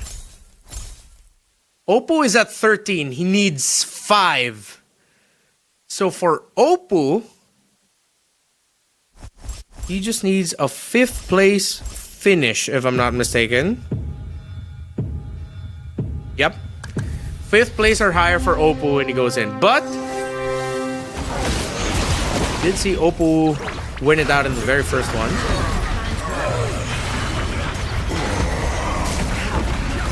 Very tight race. It seems like the odds are looking as if we are going to be crowning our champion already by the end of this game. To remind you all who have won already. Fanly 969 won. So if Oppo wants to win it here, he needs to win this. But Willowsu is still on the streak. Willowsu won the previous game down after finishing the very first round at dead last. He went Lancelot, Popol, and Koopa, and now he has Layla. Everyone's first commander. How poetic would it be if the guy who finished dead last in game number 1 eventually gets the win, becomes the champion, and in the winning game wins it with everyone's first commander. Fanly animated, reacting. Willowsu still looking very strong in his board. Fanly going up against Doin F. And if Fanly falls, he will not be able to secure it here just now. His board is holding. Meanwhile, for Willowsu, there is an answer to the dominance that he's been showing. It's a Ruby. By all the picks, it's a Ruby, but the hologram keeps him alive. And Willowsu still up there. The hologram by the lone Layla player. We now go to the third go-go round. Getting closer and closer to potentially crowning our champion. 70 is the gold of Willowsu. I'm locked and loaded. Turnaround moment potentially for Wisnu. as last resort. Willow Su needs a second place finish and a higher to become the champion. Test me. I dare you. Leave it to me. Very aggressive rolls now, actually all across the lobby. Aggressive re-rolls by those who have the gold to go for it. Exorcists. What doesn't kill you. Without honor. Target acquired. Spread the magic and happiness. I must not go too far away from you.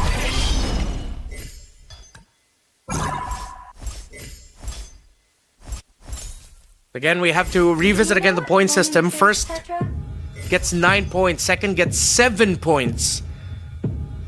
So Willow Su needs to win this. Because if he ends this at second place, he will only get 17 as his point total, meaning he doesn't go past. Fanli needs to finish third and higher now. So number 1 gets 9 points, number 2 gets 7 points, number 3 gets 6, number 4 gets 5, and number 5 gets 4. But we're looking at number 4 and up. For Doinef, even if he needs to win this if he wants to get the championship here. Target acquired. Willow Su's streak gets ended by Oppo. Oppo, who is sitting at 13 now, he just needs a third place finish and higher. Or excuse me, fourth place finish and higher to get past the 18 checkpoint. Fanli still alive. He needs 6 points. That's a third place finish or higher. And he is only at a spot where he could get 2 points at most. Willow Su still number 1 in the lobby. Wisnu, even if he wins this round, or wins this game, is only gonna be at 16. Ken can win it if he gets first place. Very tight race. So many people. Oppo, Doin, Ken, Willow, and Fanli can be the champion by the end of this game. But Oppo's bored, holding on. Fanli has 1 piece left. Shadow kill, the heart guard, the shield is massive, but Fanli takes the damage. He'll go down to 8. Oppo's still alive. Feel my wrath. Wisnu now has locked in a 2-star Yu Zhong. He goes up. Willow Su now at the point where even if he finishes at second, he still cannot crown himself as champion. Behold my wrath. Well, at number 3, 6 points. Currently goes to Scan Dominic. That will bring him up to only 13. Oppo and Fanli, 2 players who have a shot to becoming the champion by the end of this game, are on the brink of elimination. Ken as well. Japar, this might be his comeback era. He is on a win streak. Fanli's board gets absolutely obliterated by Scan Dominic. So Fanli still has to wait. I know a bit of Indonesian and I know what he said, but I would have said the same thing. If I knew that the championship was that close in my hand and he finishes last. This is high octane, high drama, MCGG action. First picks, Doinef is gonna get an extra body on the board. Oppo goes for another Star Wing, Bruiser on Japar. The Ice Queen wand for Scan Dominic means someone's gonna be getting even more spell vamp. Willow Su still very strongly sticking to his marksman-focused lineup. But Ken has a 3-star Nana. Ken, who only needs 8 points. But that means he needs to finish first if he wants to be the champion by the end of this game. Doinef, Oppo. Well, Japar, his win streak just ended. He is sitting at 6. Wisnu, on the other hand, even if he wins this, will only have 16 points, meaning that he's too shy of the 18 checkpoint mark. Oppo only needs a 4th place finish and higher. 4th place and up, and he is champ. Ken needs to win the whole thing. And they're the ones going up one against the other. The pop of the immortality. Far mana yet. But the damage of the Nana is way too much. But a shadow kill can actually dish out. But the Nana is the one to take him down. Ken still alive. Target acquired. While Wisnu From shielding others. at 7 is the lobby leader. He has to hope, though, that Oppo doesn't get past the threshold. Oh, Oppo already got taken out, only at 16. So with Oppo gone, Willow Su, Invincibility. Ken, Solitude. Doin F are the only players right now in this lobby who could potentially become the champion by the end. Scan Dominic is the only one with a streak now. Oppo is at 16 points, but he's already out. We're shuffling around the lobbies to see. Looking at Doin F's lobby. The Nana pick. Losing bodies. Still has the Valentina up. But now it's just gone as I said it, and the Popol and Koopa will get it. That is Wisnu getting the kill. Doin F gets taken out. Death was but the first. He'll finish at number 5 with 4 points, so that means he'll be going up to 13. Still a lot of heroes on the board. The dream is alive for Ken. And can he do it? He is on a hot streak with the Paquito. Ever since his release, has quickly risen up to be one of the best and most competitive commanders you could go for. So what are they going to get in these creep rounds? You will regret Items this. of the board. The flag. Ken is aggressively rolling right now for Novaria and Angela. We started off this day talking about the strength of Stargazer and Mage together, paired up with Luminexus.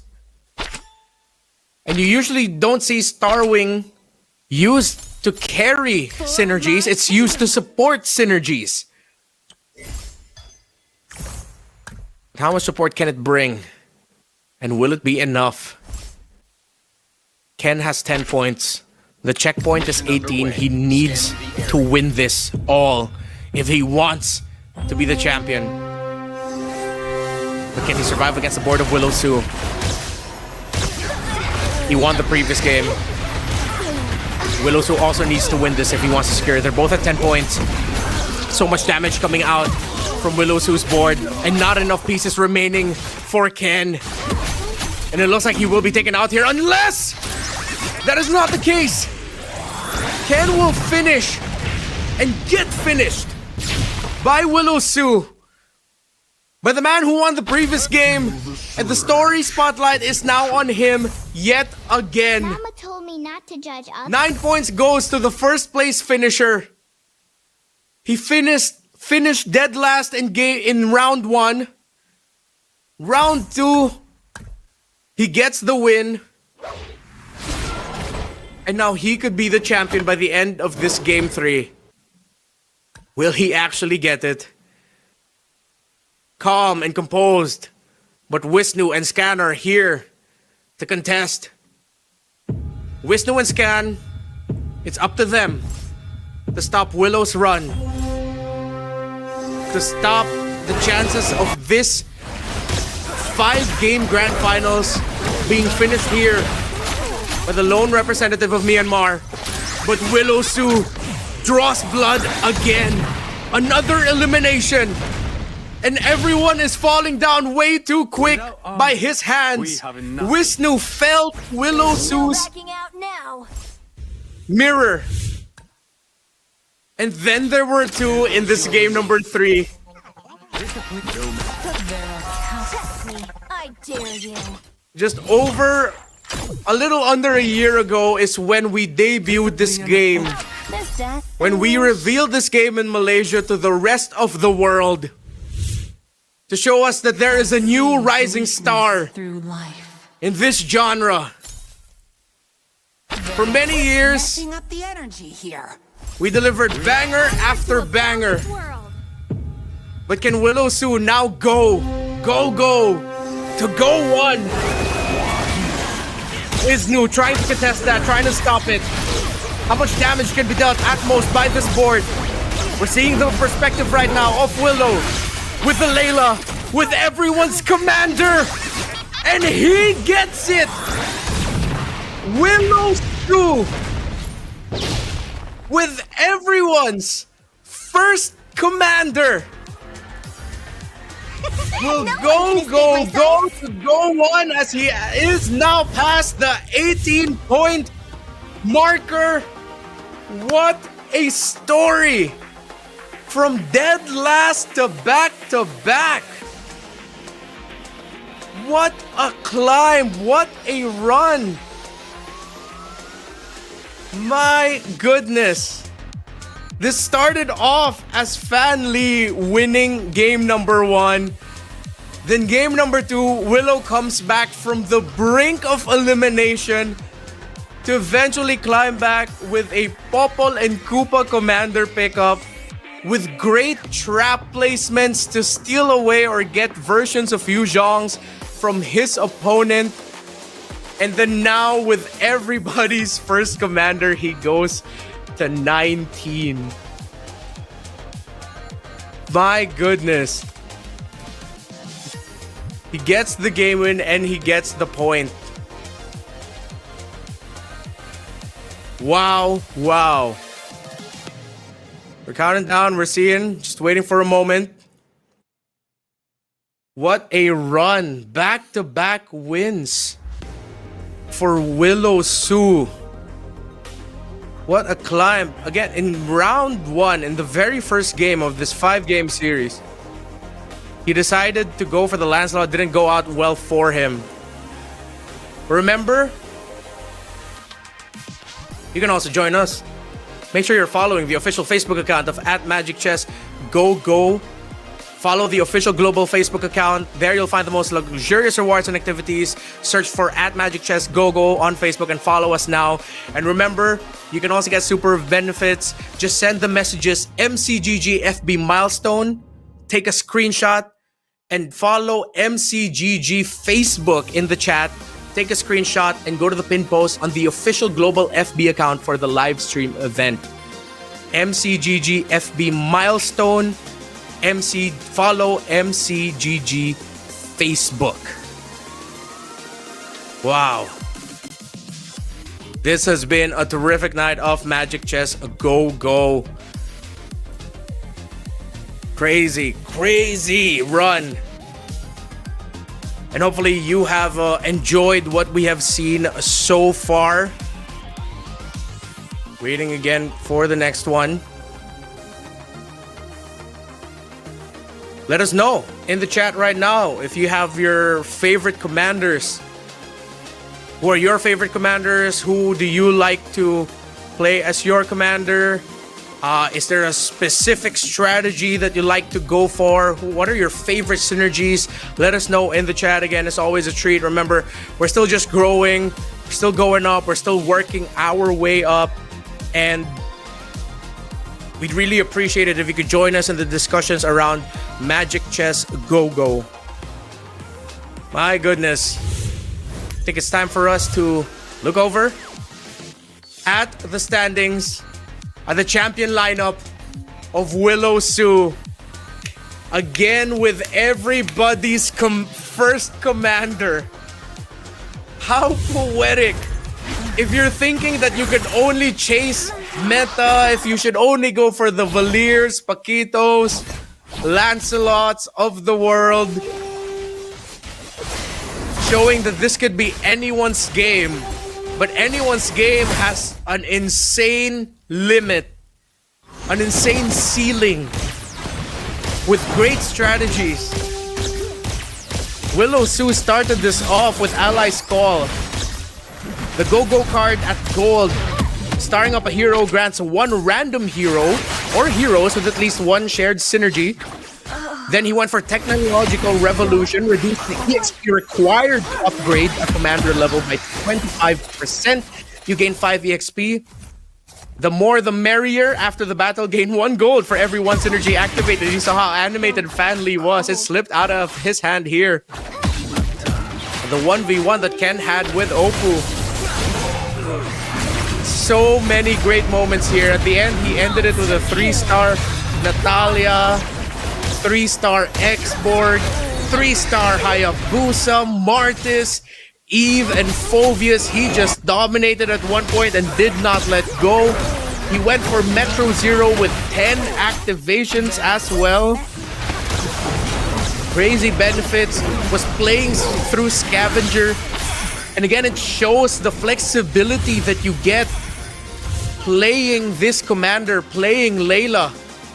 And because of that, he is now the champion of Rising Star Season 3 and will be going to the Go 1 World Championship in January in Jakarta, Indonesia. Goes to show again that Metro Zero, an old dependable, complex sometimes, yes, because you need some smart economy management to go for it so that you're able to trade out and win, but yeah.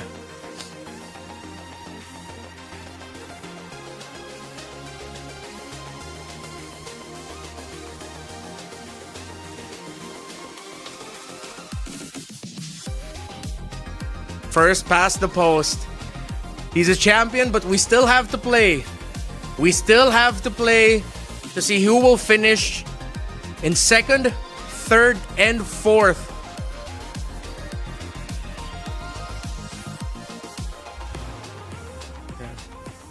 Oppo, Ken, FXL, Wisnu. Now eligible to be champion.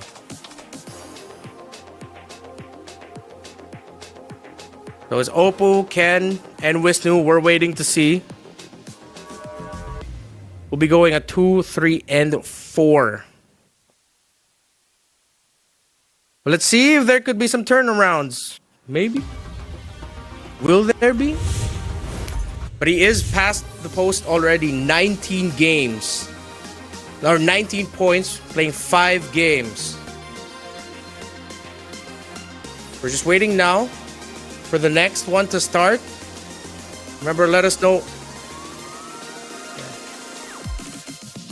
All right. So, just have to wait and double check. Willow Sue, there is actually still a possibility. So he needs to commit, and we're just gonna have to double check if that means that he needs to get a first place finish. Does he need to solidify another first place finish, or does he go?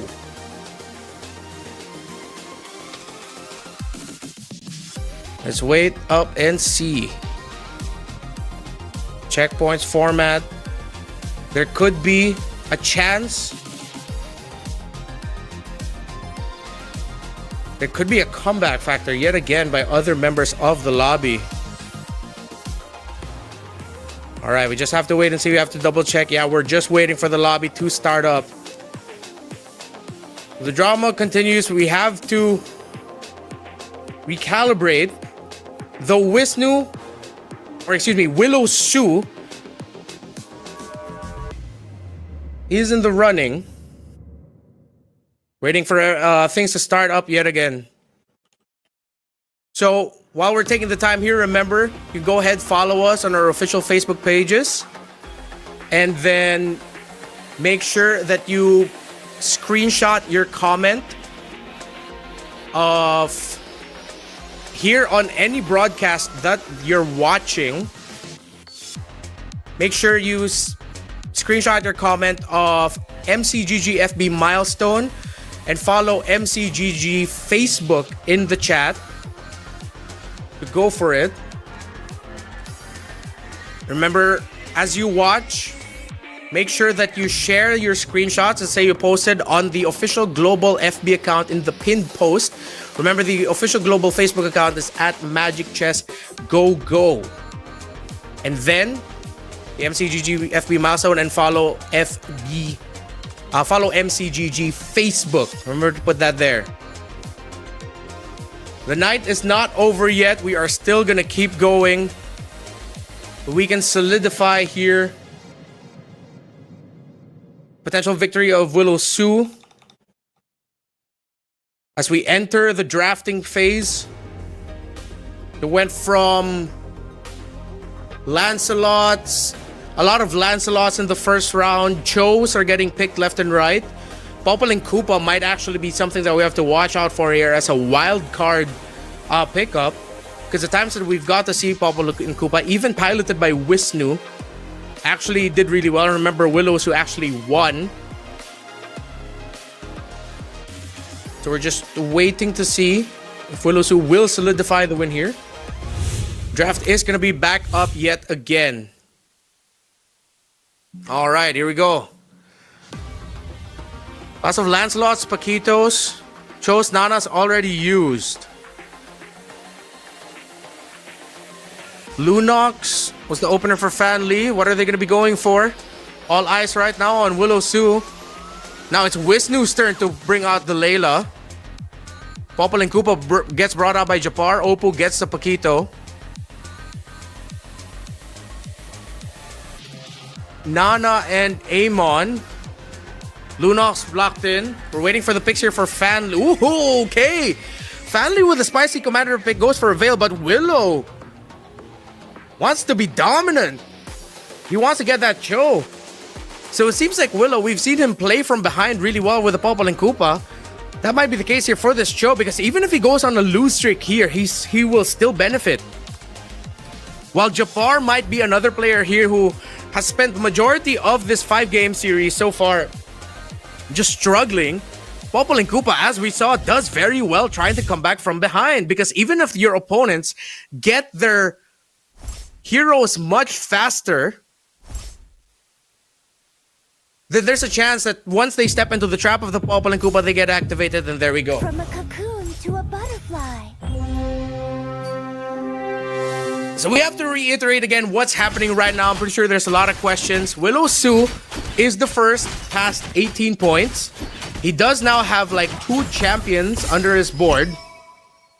I have no tolerance for I have to correct myself. That doesn't mean that he's completely out of contention. He is now eligible for championship status. But because of how close it actually was at the top end of the table, there is still a chance that the others can take that away from him.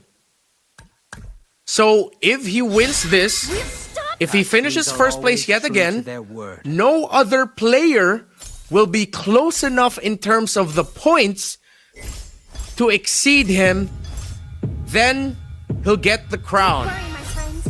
I am your shield. So we now have to keep a close eye on him because he has won 2 games in a row. And he's playing a Cho.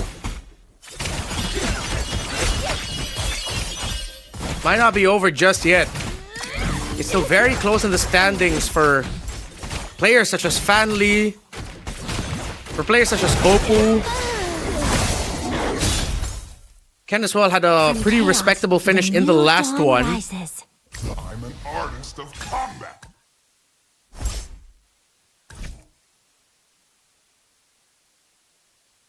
So now we're looking at the board of Doin F.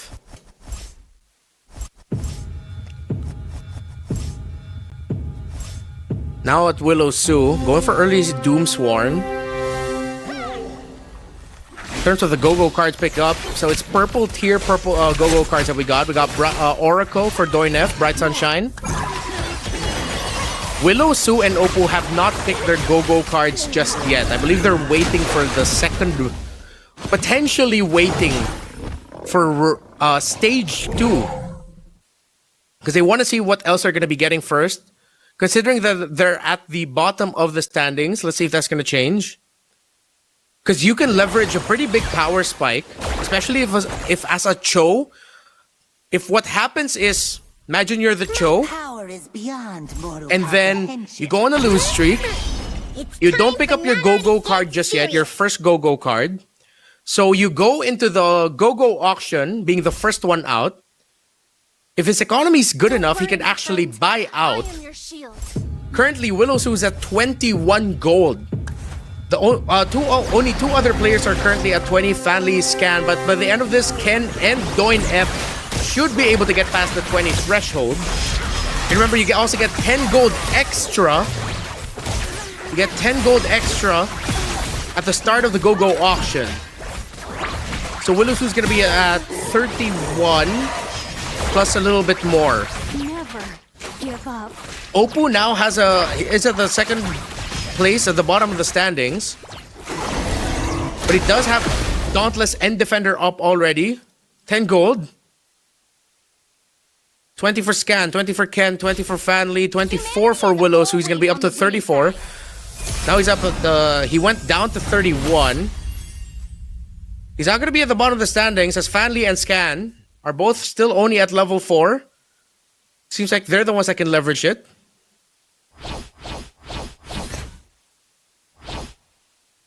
We got a Valier.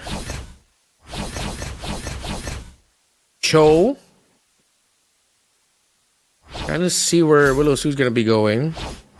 There's a Paquito. Wisnu fighting it out for Doin F for the extra magic crystal for the synergy. He wants a magic blade. Scan Dominic won't get it. And he'll be left with a mirror device. Willow Sue gets a Berserker's Fury. Fanly gets an extra body on the board. Ken will get some extra resources through the heroes he picked up, and he is the lobby leader right now. There's no stopping this blaze. So just when I thought this night was over, it is not over yet. There is still a chance that they could take it away from Willow Sue, who is the closest contender right now to going to Go 1. Yeah, a little bit excited, I guess.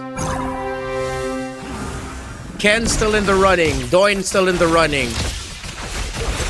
Jabbar needs a big win here if he wants to remain competitive.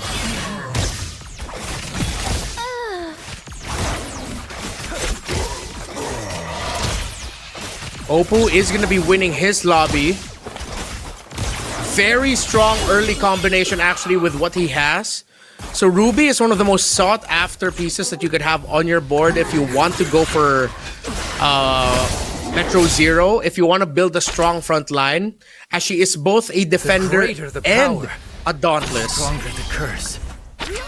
So when that happens, she can the Ruby player can put in another dauntless piece. Sadly, there is no other dauntless through Starwing. Stargazer and Starwing go hand in hand. Can bring in the Matilda. And then that can be an early launch pad for going up to a Metro Zero shift. Willow Sue still has not locked in his first go-go card. Everyone else has it already. Frontier Blitz for Doin F. So for Doin F, what you're going to be seeing in his board later is that his carries are going to be on opposite ends of each row. So on opposite ends of each row, the heroes there get 35% hybrid attack. So we might be seeing him go for the line, the side line formation if ever. Airdrop command for Wisnu. He obtained 3 gold 2-star heroes early on. And that's why he's building through the Fanny and going for aspirants. So I think he's going to be trying to maximize the faith points there. Willow already has locked in his first go-go card, and it's going to be counter action With the commander's HP is below 45, gained 3 equipment chests, and he also picked up Manic Slam. It's a golden staff. Allies with golden staff gain 1.5% extra attack speed for each basic attack. So Willow Sue's going for a sudden mid-game power spike through marksman with Granger, Layla. Even has that Hanabi there, but the Hanabi isn't a marksman. It is a ranged piece though that shines through basic attack. Meanwhile, Ken, who is currently at the top of the standings, gets Enlightenment, so gain 2 EXP immediately and 2 extra at the beginning of each round. And Swordsman Badge, where you get a Swordsman, Magic Crystal, and Cushion. So he is going to be playing through Swordsmen, which are what we also call like assassin types here in MCGG. They will want to go for the backline heroes because of how their abilities usually work. Would dive the front line to go for the pieces in the back and for Dawnbringer. So if they want to stop Willow Sue potentially just running away with it in this one, and then that's a good way to do it. Although it seems like this lobby went for a very front-heavy lineup in terms of the defenders available. You have defenders for Wisnu, Japar. Ken is the only one going for pure damage, and he just lost his match or his round against Doin F. As the go-go card that he decided to go for was Reinforcement. Now he got 3 4-gold heroes. And it seems like Doin F is going to be playing through a Kalea mainly. Real strength comes from shielding others. Wisnu as the Layla. Now we look at Cannot beat me. Scan Dominic's board. Again, the lone representative of Latin America. From Bolivia. Aspirant 6 now for Scan Dominic. And considering that he's 58, if he can mitigate the losses in the next round,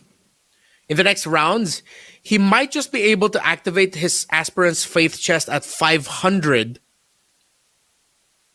But he might just settle for 400 as a threshold. That's a lot. He got 335. He might just be able to activate it at 500, considering he is at 6.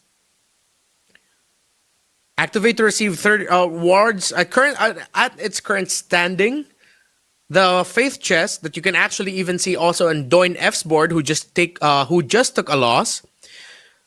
You can activate it to receive rewards worth gold based on the amount of faith points.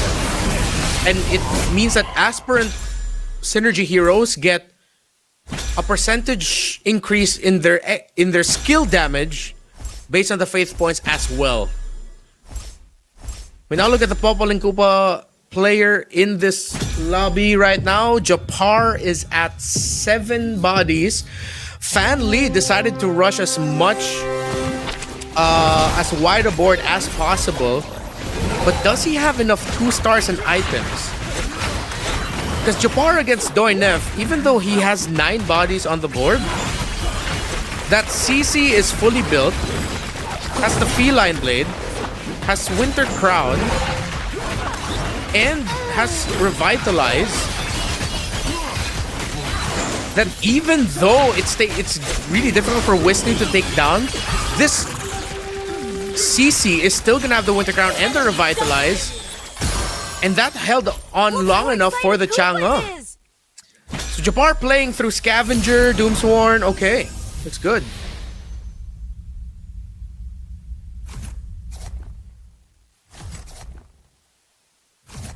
$16 for Oppo, 13 for Scan, 13 for Doin. Ken at 15, Wisnu at 14, Willow Sue at 19, Fanly at 969 at 13, Japar at 8. Remember, we're still going, but Willow Sue is the first one eligible to be champion at this point because he is past the 18-point threshold, and he has now won 2 rounds under his belt. We're playing 5 games. If Willow Sue wins this, that means that will finally officially solidify him as the champion. considering that he will no longer have anyone be able to chase him in terms of points, because his potential max points is going to be way too high, and at that point he will be champion. But it has to be a first place finish. But currently, as it stands, he is the strongest competitor for that. But if you're Willow-Su, you're avoiding a finish in 7 or 8. If you're Willow-Su, you would want to get maybe at least 5th place and up. At least with 5th place and up, you get 4 points. You're still going to be at around 23.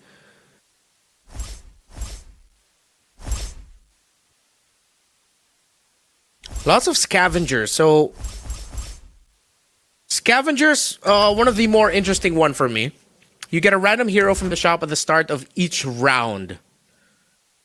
So Japar is trying to leverage that. He went for scavengers. He's playing with a Popol and Koopa, meaning that he gets even more heroes, and the heroes that he's getting, the copies of them, are going to be the heroes of his opponents.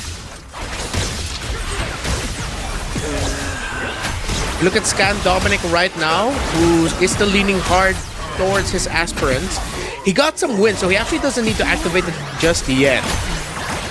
Let's see if he wins this, then Scan Dominic is going to have a massive power spike this late into the game. Oh, I mean, we are at the mid-game, but he will have a massive power spike at round 4, because he's at 500 faith chest points now. Which means that at this standing, he could get 59 gold and grant aspirants 59% extra skill damage. And the fact that his X-Borg also has the aspirant's magic crystal is massive. X-Borg is a frontline hero. He's Dauntless, he's Metro Zero, yeah, no Metro Zero activation yet. But he is one of the more higher damage dealing Dauntless pieces you have at 5 stars. Excuse me, 5 cost and a 2 stars. It has Revitalize and Anti-Cuirass. So we have to keep a close eye on Scan Dominic's board later on, who did go for Healing Fountain. So he recovers 3 Commander HP each round and gets 6 gold too. He got the Aspirant's Badge, the second one. Meanwhile, Transfer Initiative, Apex Weapons, and Healing Fountain for Fanli. So equipment and economy is what they're chasing for. Scan Dominic has 29. Doin F, though, could be another person to watch out for who has 50 gold under his belt.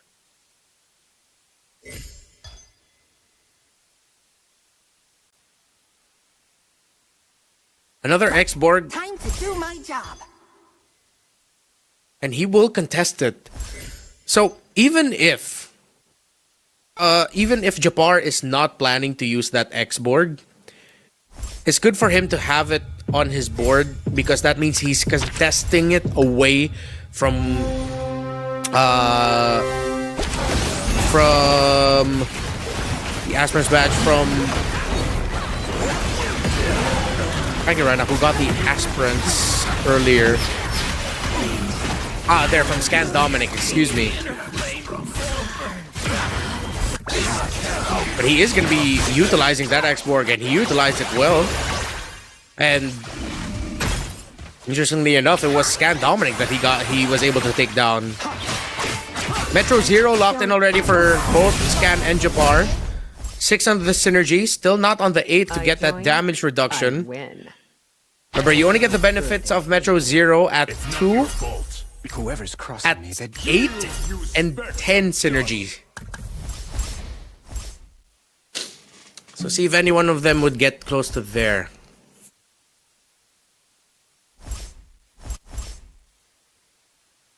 Okay. So for Japar, with Steel Front providing the extra sustainability and defense, if there are at least 3 allied heroes in the same row, they gain 40 hybrid defense.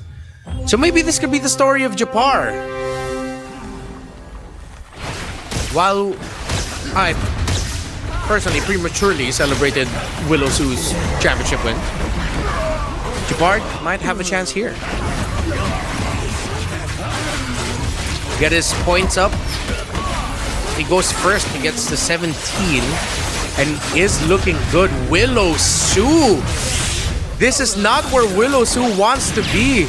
So this is one of the difficult things about playing Cho and playing for the late game turnaround. If you don't get the pieces that you need and the star value of the pieces you need, it's going to be a struggle. Without honor, we have nothing. He is now 6th in the lobby. Jabbar and Doinef in the lower end. Now this time it might be Ken going up to 23 points. 845 already. When is Scan Dominic gonna activate his Aspirant's Faith chest? He can get 84 gold and 84.5% extra skill damage. If he is aiming for the maximum 999, that is intense. It looks like he might be activating it as his last resort if he's about to go down. But that might not be good because that's gonna take so many fast movements to make sure that he gets what he needs and what he can get to maximize all of the insane amount of gold that he will have. We look at Ken, whose board is staying strong. Has a bit of difficulty. This Yu Zhong, if he can get it off, he does, but there is still a shadow kill. Oh! Dragon goes out, but Ken still is able to finish off Doinef. So now Ken looking good and could potentially turn the narrative around just when we thought Willow Su already comfortable now that he's at risk. I mean, he is the first eligible and that takes a lot of the pressure away from him.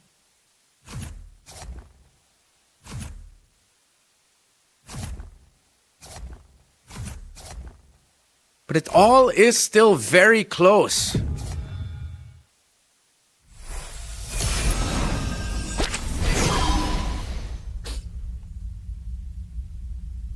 Oh, a Chango would be really good right now. Scan, is he going to activate it? He is at 18. Is he going to activate his Faith chest? Yes, he finally will. No, he won't. He won't. He won't. He still won't. Is he confident that he'll be able to win this next one? He has 18 seconds on the clock. Let's see if he'll actually be able to get it. Jabbar now at 10. Jabbar is in a hot streak. He reactivates 6 on the aspirants. Eyes on Willow Su. Or eyes on Scan Dominic. Scan's gonna be going up against Ken, and I think he might actually be able to take this considering that X-Borg is still very, very healthy. Could be a risk though. But a risk he's willing to take. Not a lot of answers for this X-Borg. For Ken. Shadow kill goes off. Valentina and the Angela and the X-Borg still alive. And now he activates it at 999. Full value for Scan Dominic on this Aspirant's Faith chest. Target acquired. Locked and loaded. Scan Dominic. Aggressive rolls. 3-starring the X-Borg. He just went full send.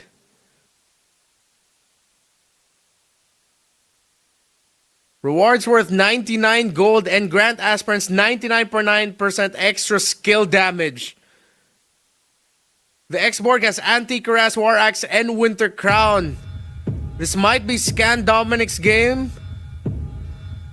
as it looks like even Fanli's board might not have the pieces to take down Scan Dominic. Let's see how he performs in this one. My goodness. Surely be forgotten. This X-Borg is unstoppable. Yeah, there's no stopping this X-Borg. Other boards are gonna need an insane amount of damage on them. Enemy ahead. It's not your fault. He decided to go all in on aspirants, made it work. He didn't wait until he waited. He waited until he got the max activation. Willow Su is out. He's at 22. So just when we thought the first man to be eligible to become a champion could secure it already, he goes for a 6th place finish. Only going to be securing 3 points out of this one. No more X-Borgs on the board as it has been all secured by Scan.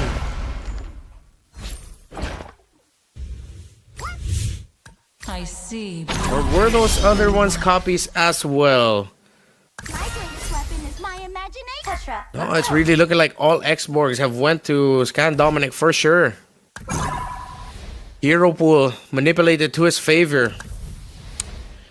Other boards for Ken, Wisnu, and Fanli, they all have 1 5-cost 2-star heroes each, all built with items. Fanli's Angela has a Dominance Ice, War Axe, and Feather of Heaven. Scan Dominic's own Angela has an Enchanted Talisman, Ice Queen Wand, and the Holy Crystal. Come on, look at the damage on this X-Borg. There's nothing gonna stop this right now. They'll still have a Winter Crown. Even the initial spins of the last Insanity way too much. Legendary! Scan Dominic might have just shown himself already as the guy that's gonna be taking first place here. Fanli gets to take down Ken. But Oppo actually got taken down by Fanli's, or Oppo took down Fanli's mirror. Meaning that 4 and 5 might actually be the strongest in this lobby right now. Lobby. My imagination. 3-star Nana secured by Oppo. Okay, now there's 2 5-cost 2-star heroes for Wisnu. But he has no items on his Minstatar just yet. And he's not playing for Dawnbringer either. So he's just going to be... Oh, he finds a Dawnbringer piece to put in. He already had the Valentina there, excuse me. So move it there. While we look at Ken.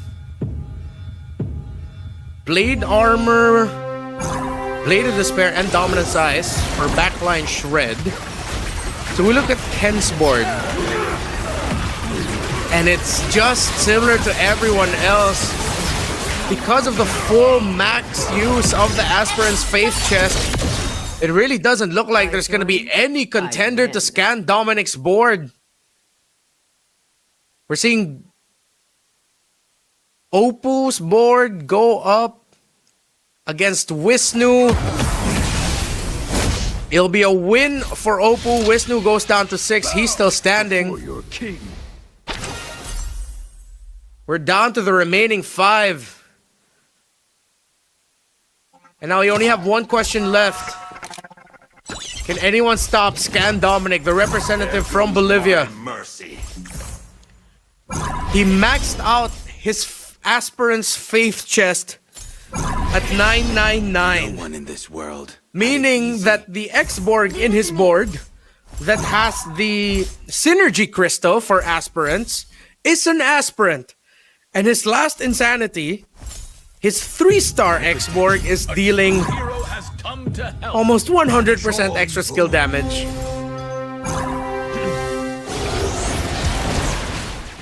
We'll see Oppo take his shot at Scan. He has a 3-star Alpha with the Winter Crown, with Revitalize, and with Guardian Helmet, and with the Mage Synergy on him. But just like everyone else, it will fall to the X-Borg. Legendary! Barely any dent. Unstoppable.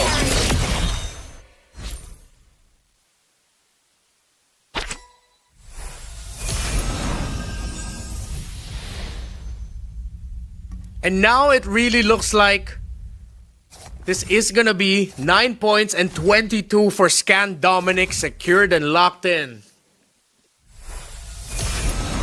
The winner of games 2 and 3 and Willow Sue, though the first to be eligible as champion, not quite there just yet. He needs to make sure that his points are way too far for the others to catch up to. no protection from the Because of how close this 5-game series has been, he is not there just yet.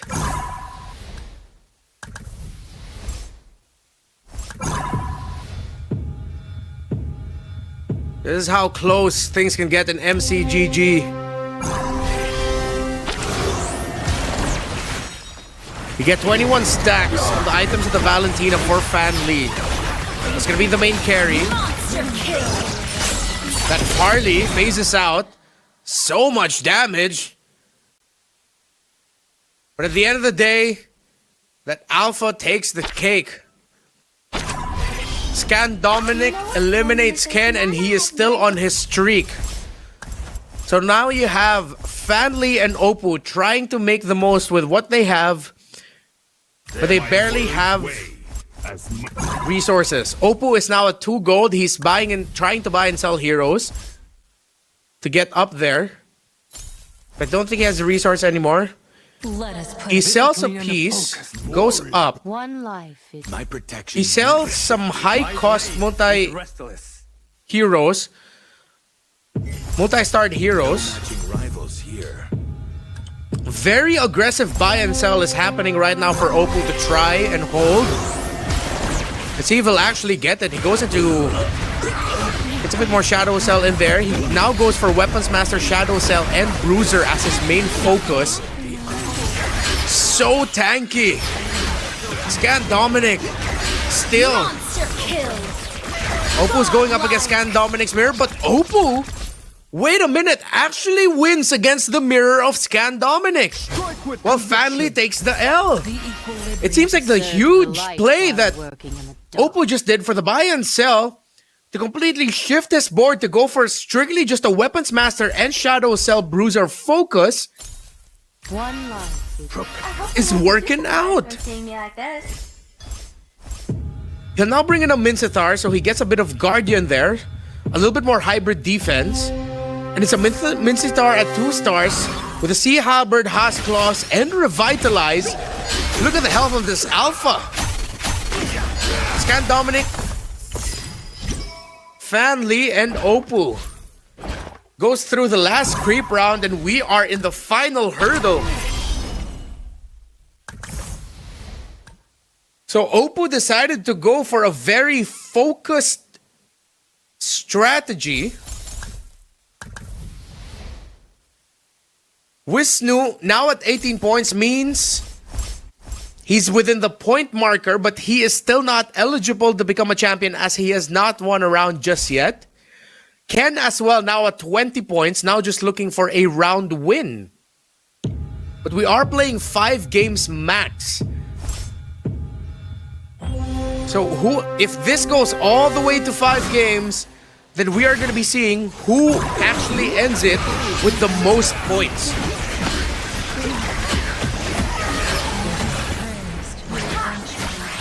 So the story is not over yet. The Alpha, the strategy to go for the buy and sell worked out. Oppo gets the win against Fan Lee. Now Scan Dominic going up against the mirror will take down the mirror again. Or will get taken down by the mirror. So now it looks like Oppo is the favorite to win this round. Meaning that we'll actually have only had 2 winners as we head into the next games.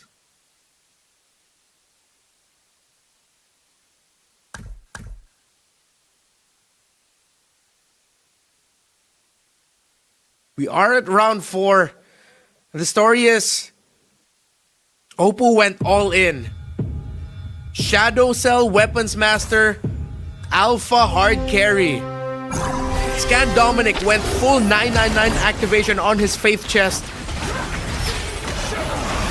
And now it looks like who we thought would be winning it is now greatly struggling to actually secure it. As this Alpha is completely tearing up house, but now it's the Alpha just left alone, but look at it! Ultimate after ultimate! 4v1, not a problem! Garden Helmet, Sea Halberd Winter Crown with the Shadow Cell. Now it's the Alpha's turn to be the unstoppable one. What a late game swing by Oppo, if ever. Scan Dominic now re-rolling, trying to find answers. I hope they won't be too surprised when Fate forced me to become an assassin. He's building his board. He's still leaned in towards it. He barely has economy. Not a lot to buy and sell anymore. Do you mind if He has a lot of health. He now has an extra activation of the Face Warper. He just brought in a Harley. But we look at it through the perspective of Oppo. Ask this Paquito.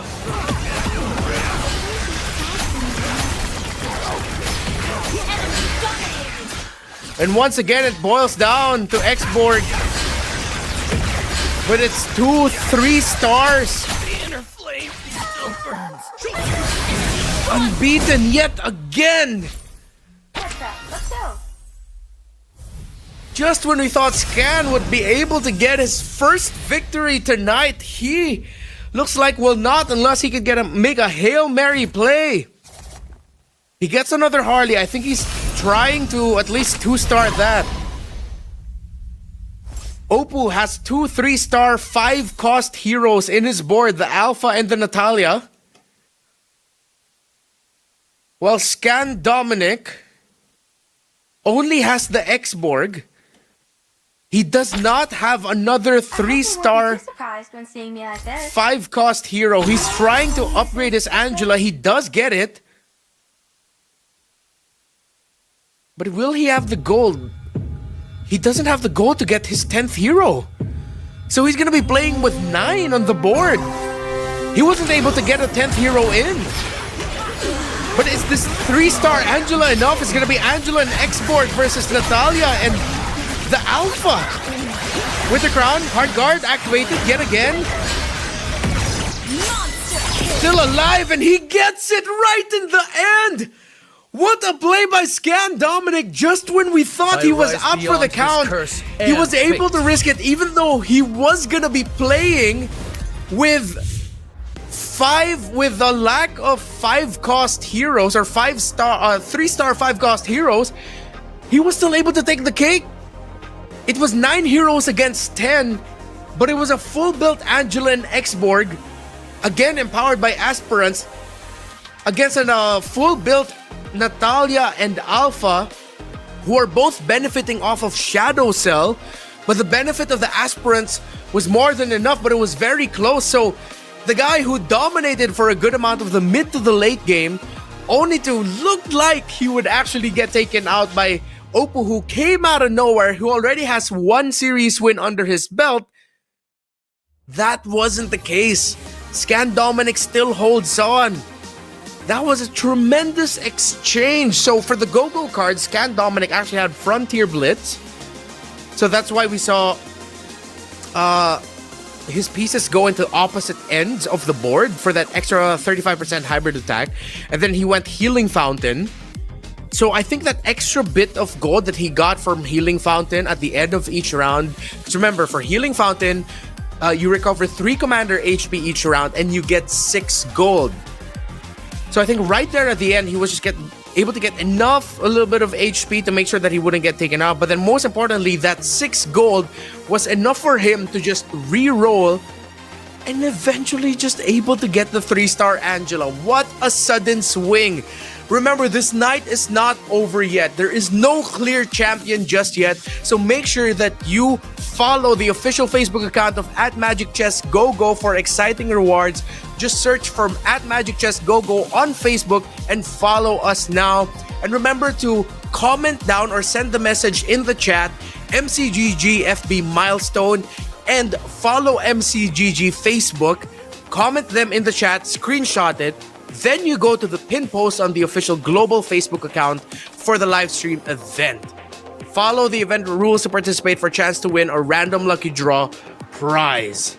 Alright, so we have to revisit again what's been happening. I know there's a lot of questions going on the board, but we have to reiterate that yes, Willow was the first to become eligible to be champion, as he has not only 1, but he has 2 wins under his belt, and he also has the 18-point threshold passed. But now Scan Dominic also has that too. So now for Willow Su, he's just trying to get more wins to make sure that no other player can get close enough to him in terms of the points. But that window is starting to close as he actually had the sixth place finish only. Scan Dominic now with a win. I believe he is also now eligible to become a champion. So this night is not over yet. Still gonna be going. And Scan Dominic now puts his name up there representing Bolivia and Latin America as a chance to become the Rising Star Season 3 champion, to be one of the first people to qualify for the Go 1 MCGG World Championship. As great as the story of Willow Su was, it's not over yet. Now this time it's Scan Dominic's time to put his name in a chapter, write his own chapter of the story. And from the beginning, he was clear with what he wanted to do. He leaned a little bit more really towards going for the aspirants, and once he knew that he'd be playing for that, he was even able to get the aspirants badge, and I think that became like a big reason as to how he was able to make this work, because that aspirants magic crystal eventually would end up on the game-winning X board, and then he just maxed it out. He waited. So in the round that we thought that he'd activated before 999, it was at around at 910 or 920, 30 something. He knew, he was able to calculate, he knew he was going to go up against someone on the board that wasn't strong enough to take down his board at that moment. He waited. It worked out. He was able to activate it at 999. Then he went on a streak. Although you have to commend what Oppo did there, because eventually he decided to change his lineup, strictly mainly focusing first onto Weapons Master, Shadow Cell, and Bruiser, and then being able to bring in a defender in the Mincetar so that he has some extra bit of defense as well for all of his pieces on the board, and sort of like another carry in a way, although his true carries are actually the Natalia with a mage synergy emblem on her, mage synergy crystal on her, and the Alpha. What a play! You have to commend how Scan Dominic and Oppo actually played the last fourth stage. It was actually just brilliant maneuvering by those two, and also a good amount of luck of the draw. They were able to make the most out of their go-go cards. For Oppo, it was Trust Fund, gaining gold upon reaching level 8, 9, 10 respectively, 15, 20, 25. Rising Festivity, so he was also able to get more economy through that, but at that point he was gaining he was like level 10 minus 5. He was already getting like 5 gold heroes consistently just playing for the Alpha and the Natalia. Then he went for Glittering Jewels for the 9 free shop refreshes there at the end. Fanly as well with a strong showing, but because of how fast Oppo and Scan Dominic were able to get all of their 3-star, 5 gold, or 5 cost, it was way too much. Willow Su is not the champion yet, but he was the first eligible. But now Scan Dominic, Ken, Fanly, and Wisnu are eligible as well. But we are now reaching the 5th round. The 5th and final round of tonight's 5-round night. And by the end of this, there can only be one, and there will only be one champion. Will it be Willow Su, who we thought by the end of round 3 potentially could have already locked it in? But after some calculations, we realized not just yet. Not just yet, Willow Su. Because of how well the others got to perform, because of how high their points were, there was still a chance for them to overtake him. He was the first one there, but it's not a first past the post. We are still now going to a 5th round. Put down your predictions wherever you're watching, whatever chat, whether it's going to be the commander picks for all of them. Remember, we're going for unique commanders. They cannot repeat the commander picks that they have already played in the previous rounds. Who do you think is going to be going for an aggressive strat? Is someone just going to try to dominate from the beginning? Although that rarely works out. at this level of Magic Chess Go-Go, as you can see, all of these professional players, you can call the professionals at this point because of how they're playing, they are leveraging economies at round 3 and round 4 incredibly well. Whether it's selling what's once the main piece of their lineup so that they could just get even more resources so that they can go for the, how do I call this? Higher cost heroes. Then they make it work. They work it out. This is so tough to predict. So tough to call now who will end up becoming the champion here. So many possible people can actually just come in and then just go for the throat. But it seems like right now you're just eyeing for top 4. But at this point, with how close the points are, with how top heavy it is, just aim for one. Just aim for one. I'm just excited as you all are to see what's gonna happen as we head into game number 5. Just waiting for things to get started here. And now we are going to be starting soon the final picks.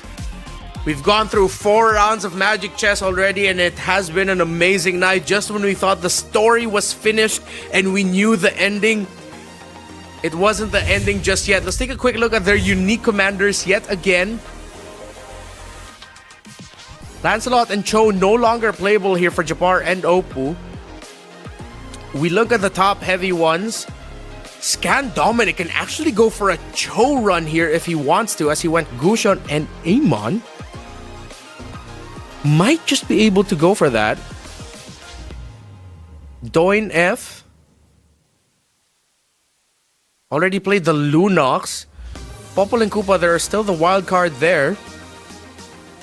And yes, for the majority of the Rising Stars, barely anyone has picked the Lilia. Will it show up here? Then again, with the ban system in place that we had in the first one, so many questions as to which commanders will get picked by whom. Willow with his first combat, lots of economy, went for combat in round 3 through the Layla. But will he go for a commander that maybe might be good at manipulating economy either through items like the Paquito or the Valir? Scan Dominic can also go for the Paquito, but he's now there's a potential for him to go for Cho. Good amount of Nanas have not been picked just yet. So in terms of the hottest commodities, we might be looking towards the Valir, the Cho.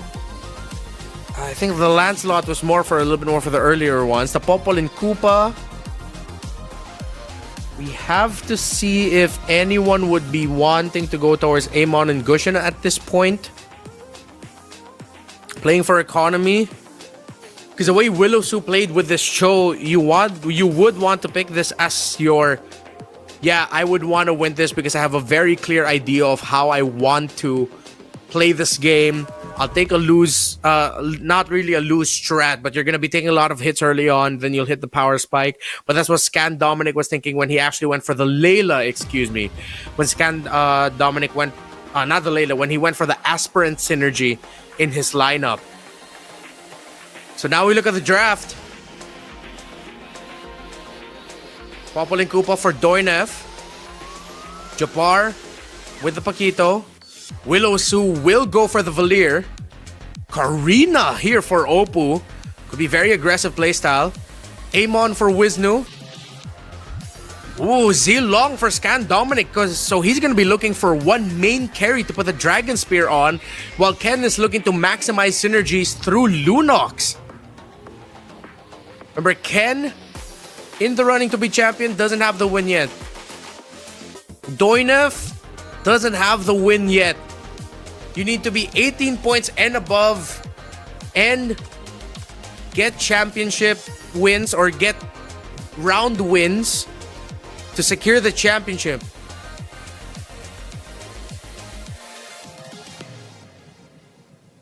You have to relook at the Amon and the Gushin on the board for Wisnu and Fanli, respectively. Of course, Amon. When a hero reaches 2-star, you'll get a shard. 7 shards will be automatically converted into a mirror device. And you can obtain up to 3 mirror devices, and you gain 8 extra gold each time a mirror device is created.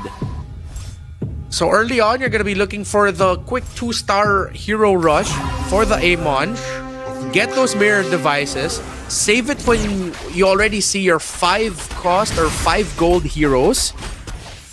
And then that's when you start using the mirror devices. Unless you're desperate and then maybe you'd want to go for a 4 gold 3-star carry. But ideally, you would want to save it for the 5 gold carries. Not wise to confront the realm. Initial go-go cards, it's only going to be blue, so no massive go-go card options just yet. To protect lives. From chaos, the new dawn rises. Those who do not let a storm whip up the souls. So let's take a quick look at what has been picked for the go-go cards. Unlimited expansion for Fanli. Jump the gun, so Oppo trying to rush Commander EXP. That way you get more bodies on the board and you're looking for the carry. Seems like his early game carry is going to be that Ruby. Ken FXL going for Dawnbringer already at 4. So let's see if he's going to swerve out of this or if he's going to keep the strategy, because he can use this to just build an early lead and gain stacks for his items. He got excellent recruit, 3 2-gold heroes. I'm reckoning the Gushin and the Aldous were in that pool as well, or he was able to leverage it to just sell heroes and then have the gold to make sure that he could get the Dawnbringer pieces that he needs. We're now looking at Doino F and Popol and Koopa. Again, with the insane amount of Yu Zhongs that's been getting played in the past 4 games, you can see the value of the Popol and Koopa really just getting the copies of that, especially if your opponents get the 5-star much quicker. You can get the copies of those 5 stars as well. When you have those 2 traps already down by round 3, or stage 3 rather, then you'll be getting 2 copies every time if you just place them well enough. So Oppo starting it off really hot here. Alongside Scan, Dominic, and Ken, the only undefeated ones in the lobby. Oppo is the one who went for the Jump the Gun and the Karina, focusing on the Ruby as his main carry. Supreme Blades, the Shadow Twin Blades, 35% hybrid attack and 25% maximum HP. You also get the execute ability through that Ruby. Now has added a bit more pieces. Multiple 2 synergies for Oppo. As we look at the Wisnu now, who did go for Heroes Assemble, so he's trying to get level 9 as quickly as possible, leveraging the economy. He might be leaning towards Aspirants to try and get himself closer to that. Once you reach level 9 through Heroes Assemble, you obtain 3 random 5 gold heroes.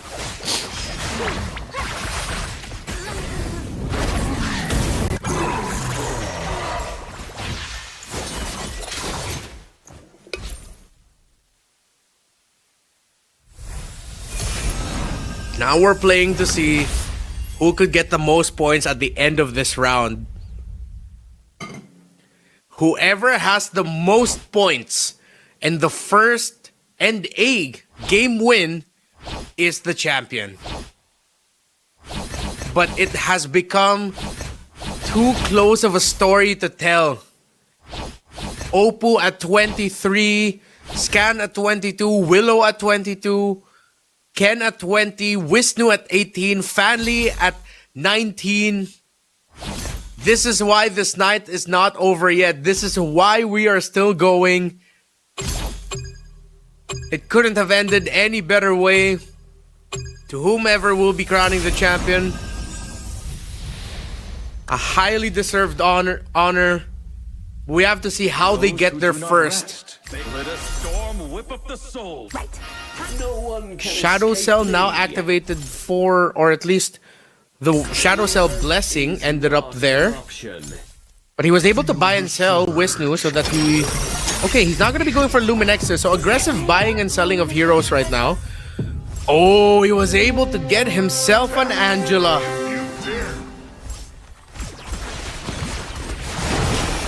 Wisnu at level 4 has gotten himself a 2-star Angela with really great economy manipulation.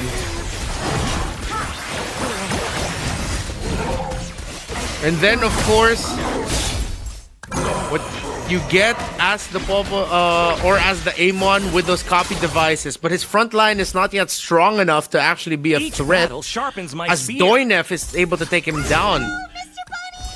But Wisnu decided to go all in and just full building that Angela. He now needs to build the rest of his board, a stronger front line, maybe even a little bit more damage coming out. Another mage piece would be great as well. That's what Wisnu's doing right now as a buy and sell. Meanwhile, in Doinef's board, still having a hard time in it as well, but Popple and Koopa might activate or might get even stronger already once those two traps are activated on the board, starting from round 3 onward, stage 3 onwards.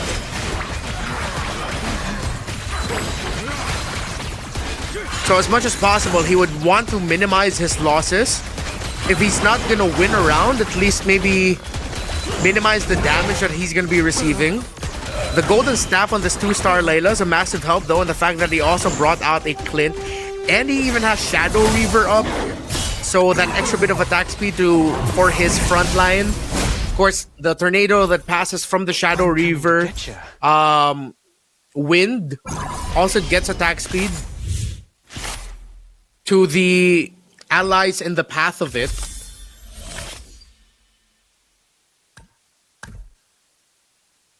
We're now in the second Go-Go card phase. Apex weapons for Ken. Magic Immersion for Opal. Could be a big one. Faster mana. But right now he's basic attack based. He might switch up how he plays or still continue carrying, using the Ruby as a carry. House Claws for Fan Lee. And he might be leaning towards a Shadow Reaver heavy lineup. Interesting. Using the Hellcurt as the carry. The shadows seep deeper, Japar with Dimensional Shot. Let's see if he's gonna go for trying to 3-starring the Hanabi through Doomsworn, or if maybe if he could potentially even 4-star the Hanabi. Let's see. But the Dimensional Shot also affects pretty much any backline hero, whether Stargazer, Mage, or Marksman. Would be good. Willow Sue, who picked up the Valir, went for Payday as his second Go-Go card. It is now purple tier for the Go-Go cards here. You gain 7 gold immediately and 7 gold per round for the next 2 rounds.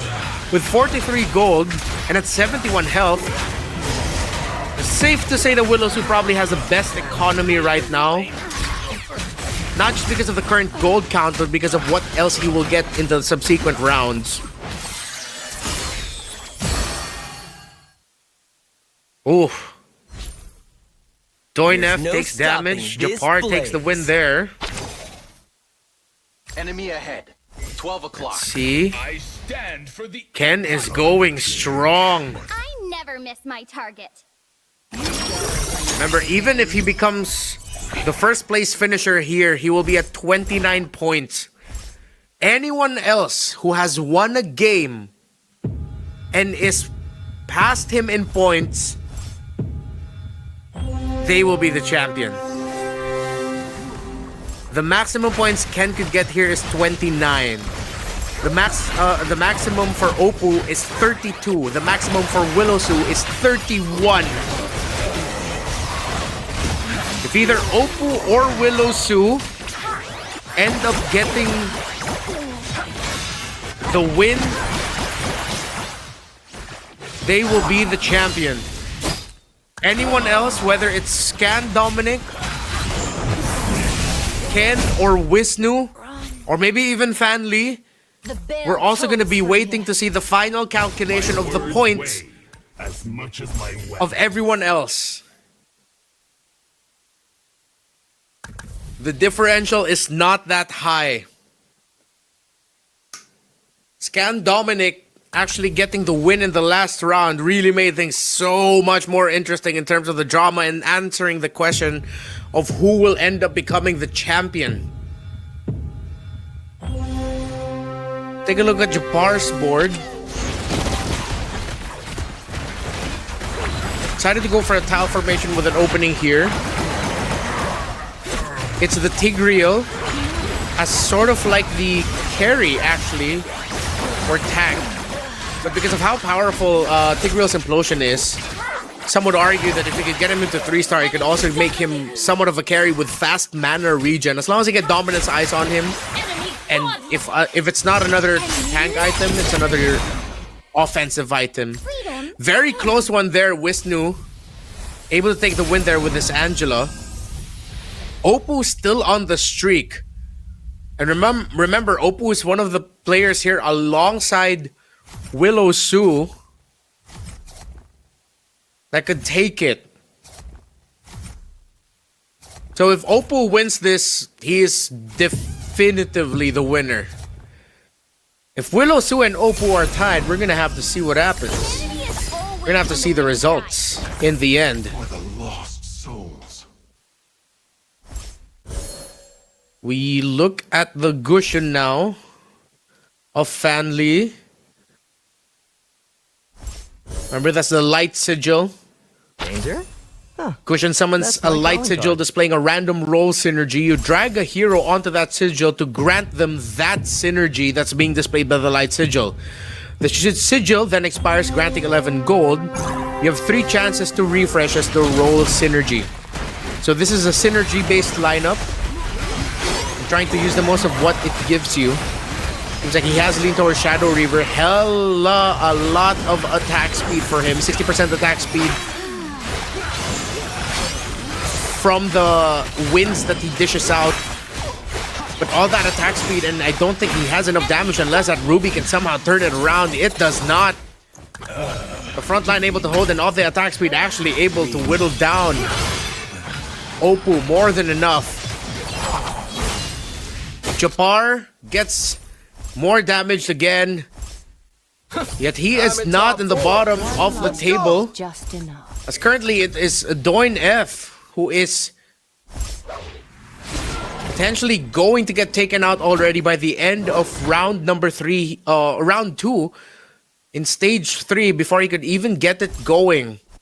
So again, that's one of the most difficult things about rocking a lineup that is expected to perform just a little bit better come the latter portions of stage 2 and stage 3, is that if you can't keep your board healthy enough, if there's other people in the board who were just able to get more items or were able to get sharper synergies, scale up way faster, then it's gonna be tough to make work, because by the time that you reach the okay, it's my turn, the gap might have just been too big between you and your opponents, and that's what it's looking like. Doinef's board on its last legs. The Irithel protected in the back line. The bounce, the extra bounce coming out from the Hanabi damage. Irithel still standing, but that Hanzo is too. No more immortality. Irithel gets taken out. Hanabi versus Hanabi. But Doinef's Hanabi is healthier, and he survives. Willow Su now down to 23. And he cannot afford this because he needs to make sure he secures himself at least 28 plus points. He needs at least 6 points to be able to put himself, or 5 to 6 points to be able to end this round and think, all right, let's just see what the math is at the end of this all. Though he was first past the line, first past the threshold, he was not first past the line. Can he find the swing around? He has 2 game wins under his belt. How unfortunate would it be if by the end of it he would not end up becoming the champion, because everyone else in the top 8 of MCGG Rising Star Season 3 were just that good and consistent to keep the points close enough that what could have been a crowning moment for him was actually just another moment of wait. No, it's not. The rest of us are still here. Scan Dominic gets the win in round 4. Oppo with the win all the way back in round 1. And now Oppo and Fan Lee are the healthiest in this lobby. We look at Wisnu now. He got his 2-star Angela very quick, but was not able to build a good enough board to really let it shine. And it's showing. Even if this hard guard goes up, there's just way too many bodies from Doin F, who is still holding on, and it's now Wisnu, who is down to just 1.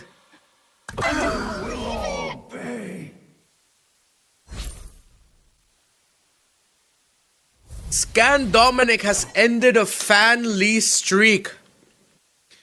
If Scan Dominic wins this, he will be at 31 points. The greater the power, and he would be crowned champion. The curse. No one else will be able to We can hang out in the get to that point if once he reaches 31. Leave it to me. 31 points if he gets all 9 at the end of this. Beyond star fetches. And similar to the last one, this was his strength. Playing from behind, late game turnarounds, great economy manipulation.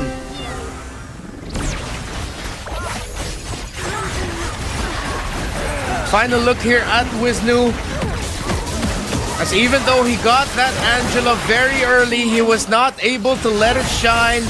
Everyone else got the other pieces that he would want. And Wisnu would be the first one out.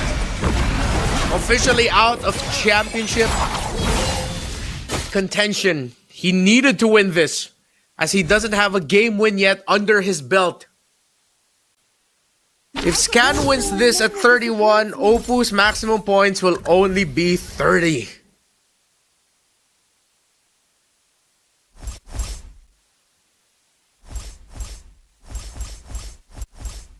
Willow is out as well. Scan Dominic's maximum points at this point will exceed his. Unfortunate for Willow Sue. Everyone else in the lobby saw what he did for Game 2 and Game 3. But a lot of other people in the lobby as well had a very good placement that we couldn't crown Willow Sue just yet. So now it falls on Oppo, Scan, and what if Fan Lee? The Fan Lee animated as always. He's not going to be able to survive this round as he will fall down to Ken. Ooh. Time to fight. But this is still a very healthy group. We might be seeing this end at stage 5, round 4. Scan gets an extra body on the board so that he'll be able to get even more heroes, maybe activate more synergies. Same goes for Ken. Fan Lee actually decided to go for the immortality, because based on with how close the last one was, maybe an extra bit of immortality might actually be the difference maker for his board. All across, Oppo currently at 68 health, can play 9 heroes max, Ken at 10, Fan Lee at 10, and Scan Dominic at 10. While Scan Dominic and Ken are actually the only ones on a hot streak currently. Ken, if he wins this, will go up to 29. Scan Dominic, if he ends up becoming second place, will be at 29. We're gonna have to see what happens there. What happens when these two are tied.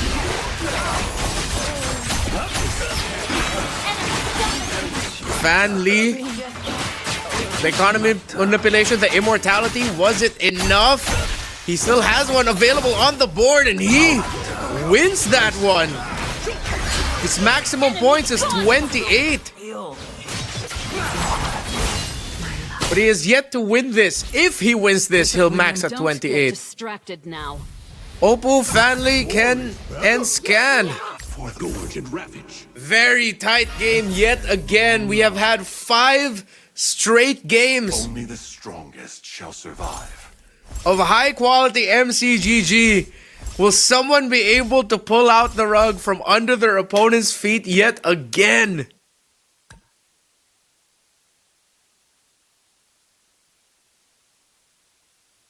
As we're getting closer and closer, the maximum points for Oppo, 32. This is in theory if they finish first place here.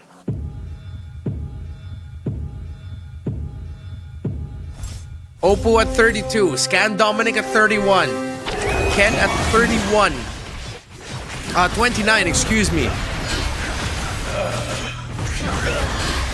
And Fan Li at 28.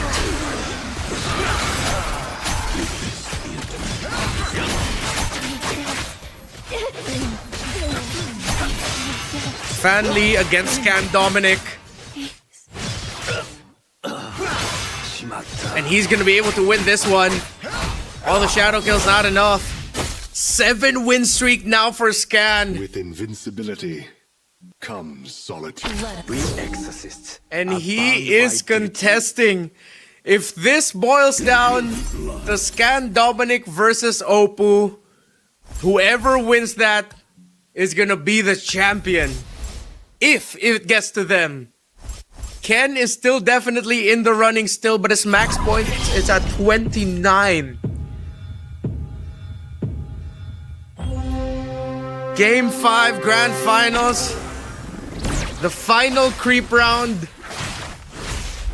And let's go through again one last time the final go-go cards that they decided to go for. Ken actually went for Steel Front.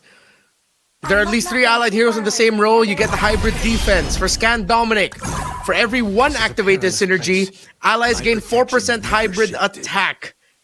And at this point, at commander level 9, he is getting 4 cost heroes each round. He also has Metro Zero activated as well. My skills just otherworldly.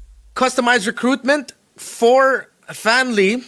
For an increased chance to get 4 gold heroes in shop refreshes.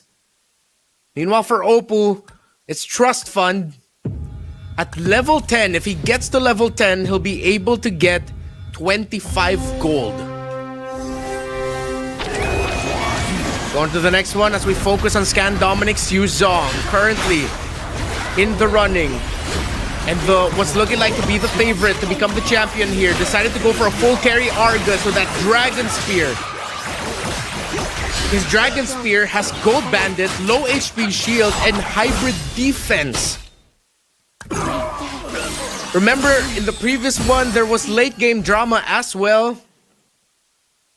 When we thought Scan Dominic would continuously dominate, but then suddenly his opponent was able to find some turnaround pieces, make it look like they'd be able to take the win under Scan Dominic's rug, under Scan Dominic's feet, but then he was able to still secure it. We have to revisit again what Zilong does. Each basic attack has a 24% chance of being followed by 2 extra attacks. Each basic attack now has a 5% chance to gain 1 gold through Gold Bandit. He also gets a shield that can absorb 50% damage when HP drops below 30% or when taking lethal damage. An extra hybrid defense. Casting a skill grants 70 hybrid defense for 4 seconds. And with how fast Alpha gets his mana, no surprises there. We look at the board of Fan Li now, who's going up against Oppo. This is going to be an elimination round. Unless somehow, some way, they somehow survive with just 1 health. Shadow kill. The two swordsmen against the Angela, but the Angela takes the cake, but Fan Li's still alive. He takes only 16. He's only down to 2. He has another chance. to stay alive in this. But Scan Dominic is still on a streak. He is looking to 3-star that alpha, and when that happens, you could call it, or excuse me, 3-star he's looking to 3-star the alpha alongside the Argus. If that happens, you could call it GG, but we also have to look at the second closest player that could potentially challenge that is Ken. He has a 20 economy right now, and he's trying to buy and sell pieces so that he gets Phase Warpers leveled up, specifically his Harley and Valentina. We focus on Fanly now, as he is on the brink of elimination. But he is up against Scan Dominic, and unfortunate for him, too strong, too mighty, and potentially on the way to going to Go 1. Nothing can stop Scan Dominic right now. Near unstoppable. And it's now only gonna be down to Ken and Oppo to potentially stop Scan Dominic's run. At 4th place, he'll get 5 points, putting him at 27. His maximum placement now is actually 3rd place. At 3rd place, Scan Dominic will get 6 points, putting him at 28. Locked and loaded. If Ken wins this, he goes to 29 and will surpass Scan Dominic. Oppo, on the other hand, though, if he finishes at 3rd, he himself will be at 29 through the 6 points that he got. See what happens as we look at Oppo. A miracle, maybe. We shall see. Blade armor and anti-cuirass, defensive items on his main carries. The alpha way too strong, but the Phase Warpers are way too mobile. Valentina sidesteps the alpha, but finally eats up the skill. Hard guard on the Harley, but will it be enough? It looks like it won't be. Phase Warpers can only do so much to get away from it.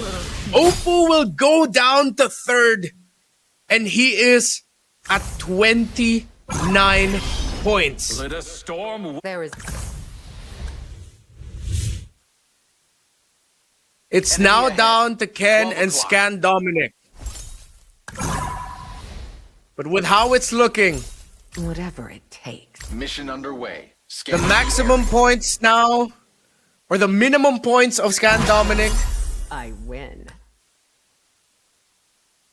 with how it's looking in the board, we shall see. Down to the final 2, and who will it be?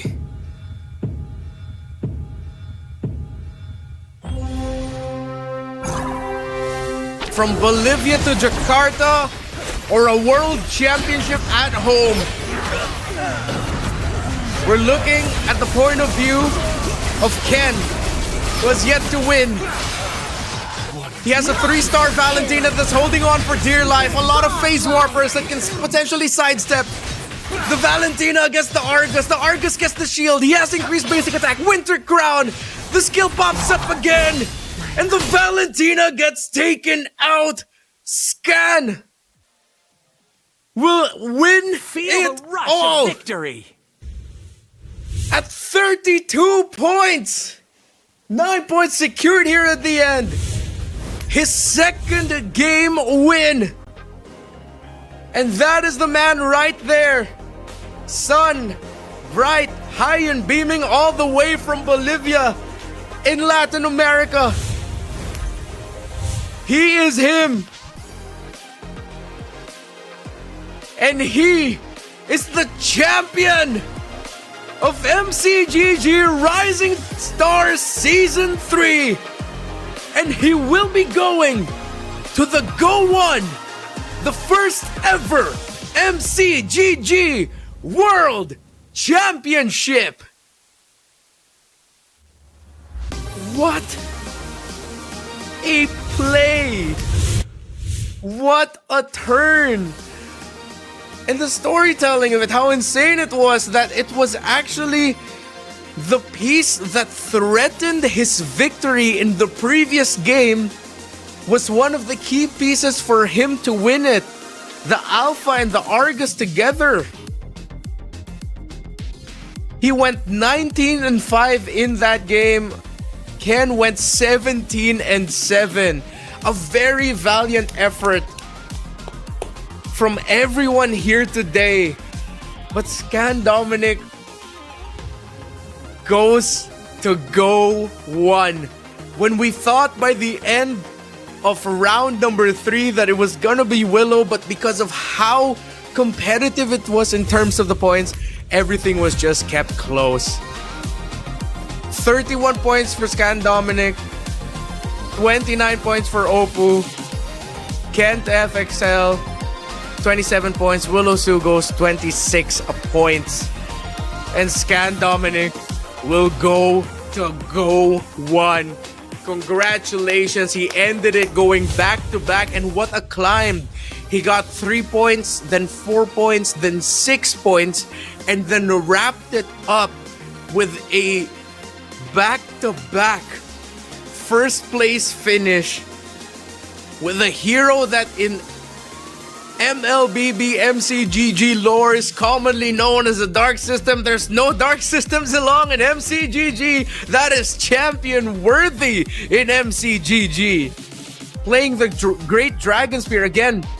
When you play with Great Dragon Spear, when you play with Zilong, you have a main carry in mind. You're looking to find a 4-cost or maybe even 3-star 3-cost hero that could be the main carry of your lineup to give that Great Dragon Spear to and just be the main piece of your board that will deal majority of the damage, and for the case of frontliners holding the Great Dragon Spear, actually taking majority of the damage to put it on the Argus. And the fact that he actually decided to pick up Gale alongside his commander, we usually don't look at the little extra stat boosts that you pick up with your commander, but he knew he was just rocking and going for attack speed. He put the increase your hero's attack speed by 2% onto his commander. Once he saw that he had the room for the Argus to go in and that he could play through Weapons Master, he just decided to go for it.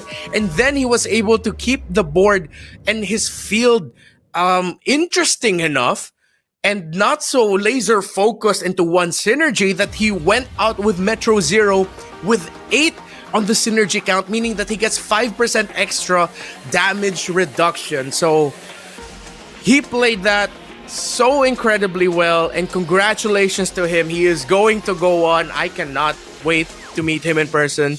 And to whoever else the other representatives are going to be and the other players are going to be of the Go 1 World Championship.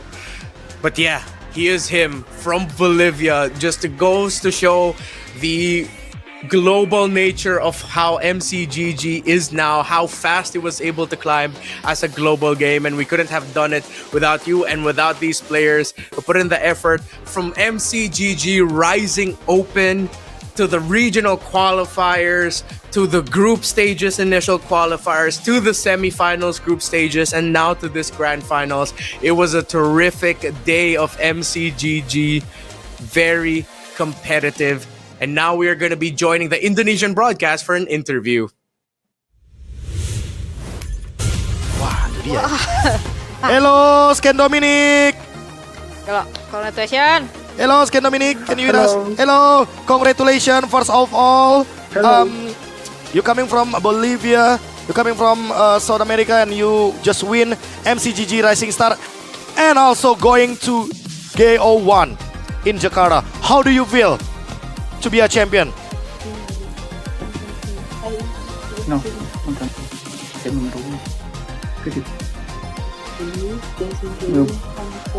Good, incredible. Can you please believe it? I can't believe this. I can't believe. Okay. Yeah. Renmar, anything to say?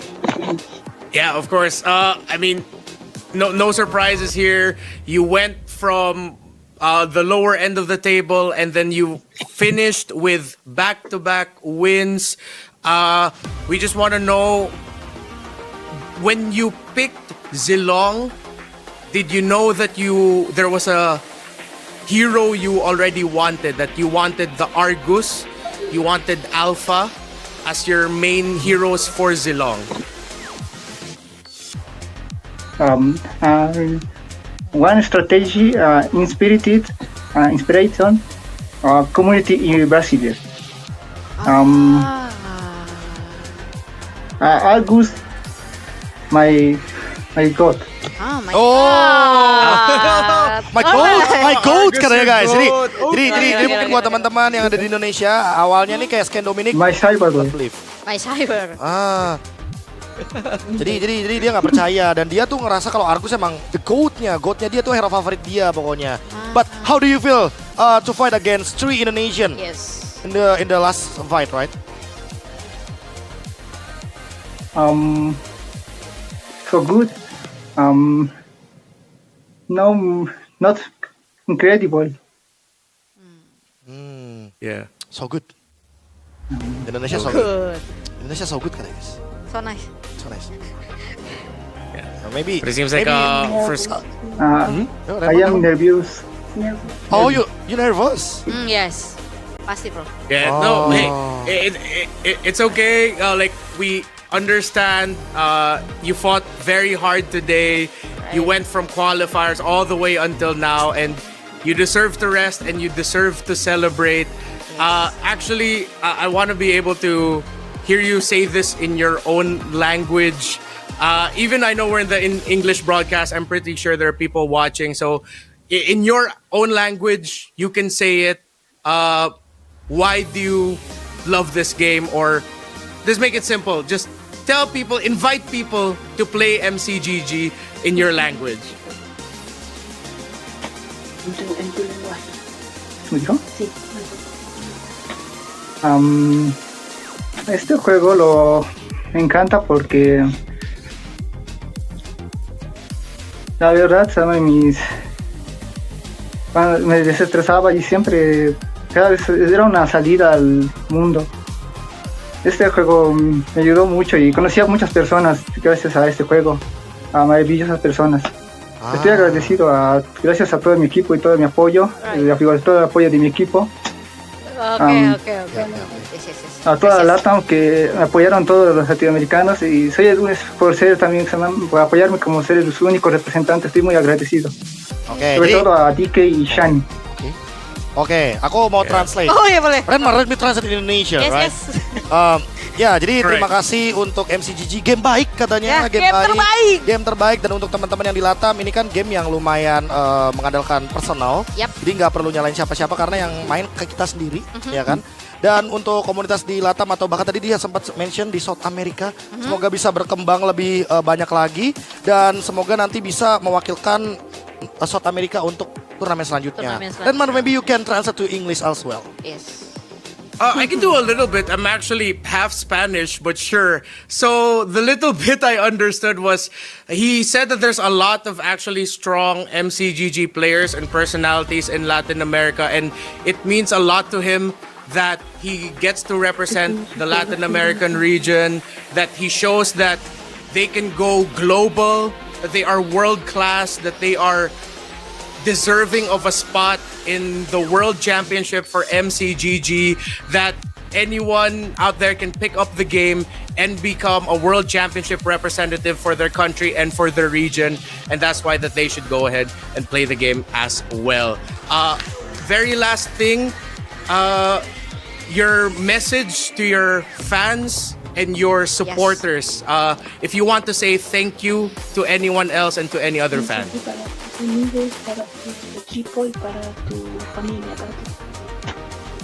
Quisiera agradecerle por aceptarme en la comunidad, por siempre creer que yo que podría haber logrado completar este torneo cuando yo creía que podía completar. La verdad, hoy día me desanimé mucho con las primeras rondas, me estaba yendo mal y remonté.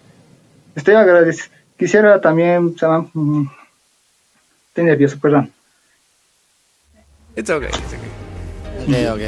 Jadi ya pesannya. Agradecimiento a mi familia, a mis amigos de Sky Kings y a la comunidad brasileña sobre todo porque sus torneos me ayudaron mucho a volverme fuerte. Itu kan tadi kan pesannya untuk fans juga ya. Kayak, kita pasti say thanks, udah mendukung juga, apalagi dari part of community juga. Tadi kan dia udah sempat dibilang kalau dia sempat main sama komunitas yang ada di Bolivia.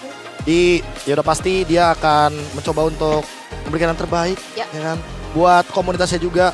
And once again, Scan Dominic, congratulations, and as well as good luck in GO1. See you in Jakarta. Yes. And gracias. Muchos. Muchas gracias, eres bueno. Eres bueno. Gracias a todos.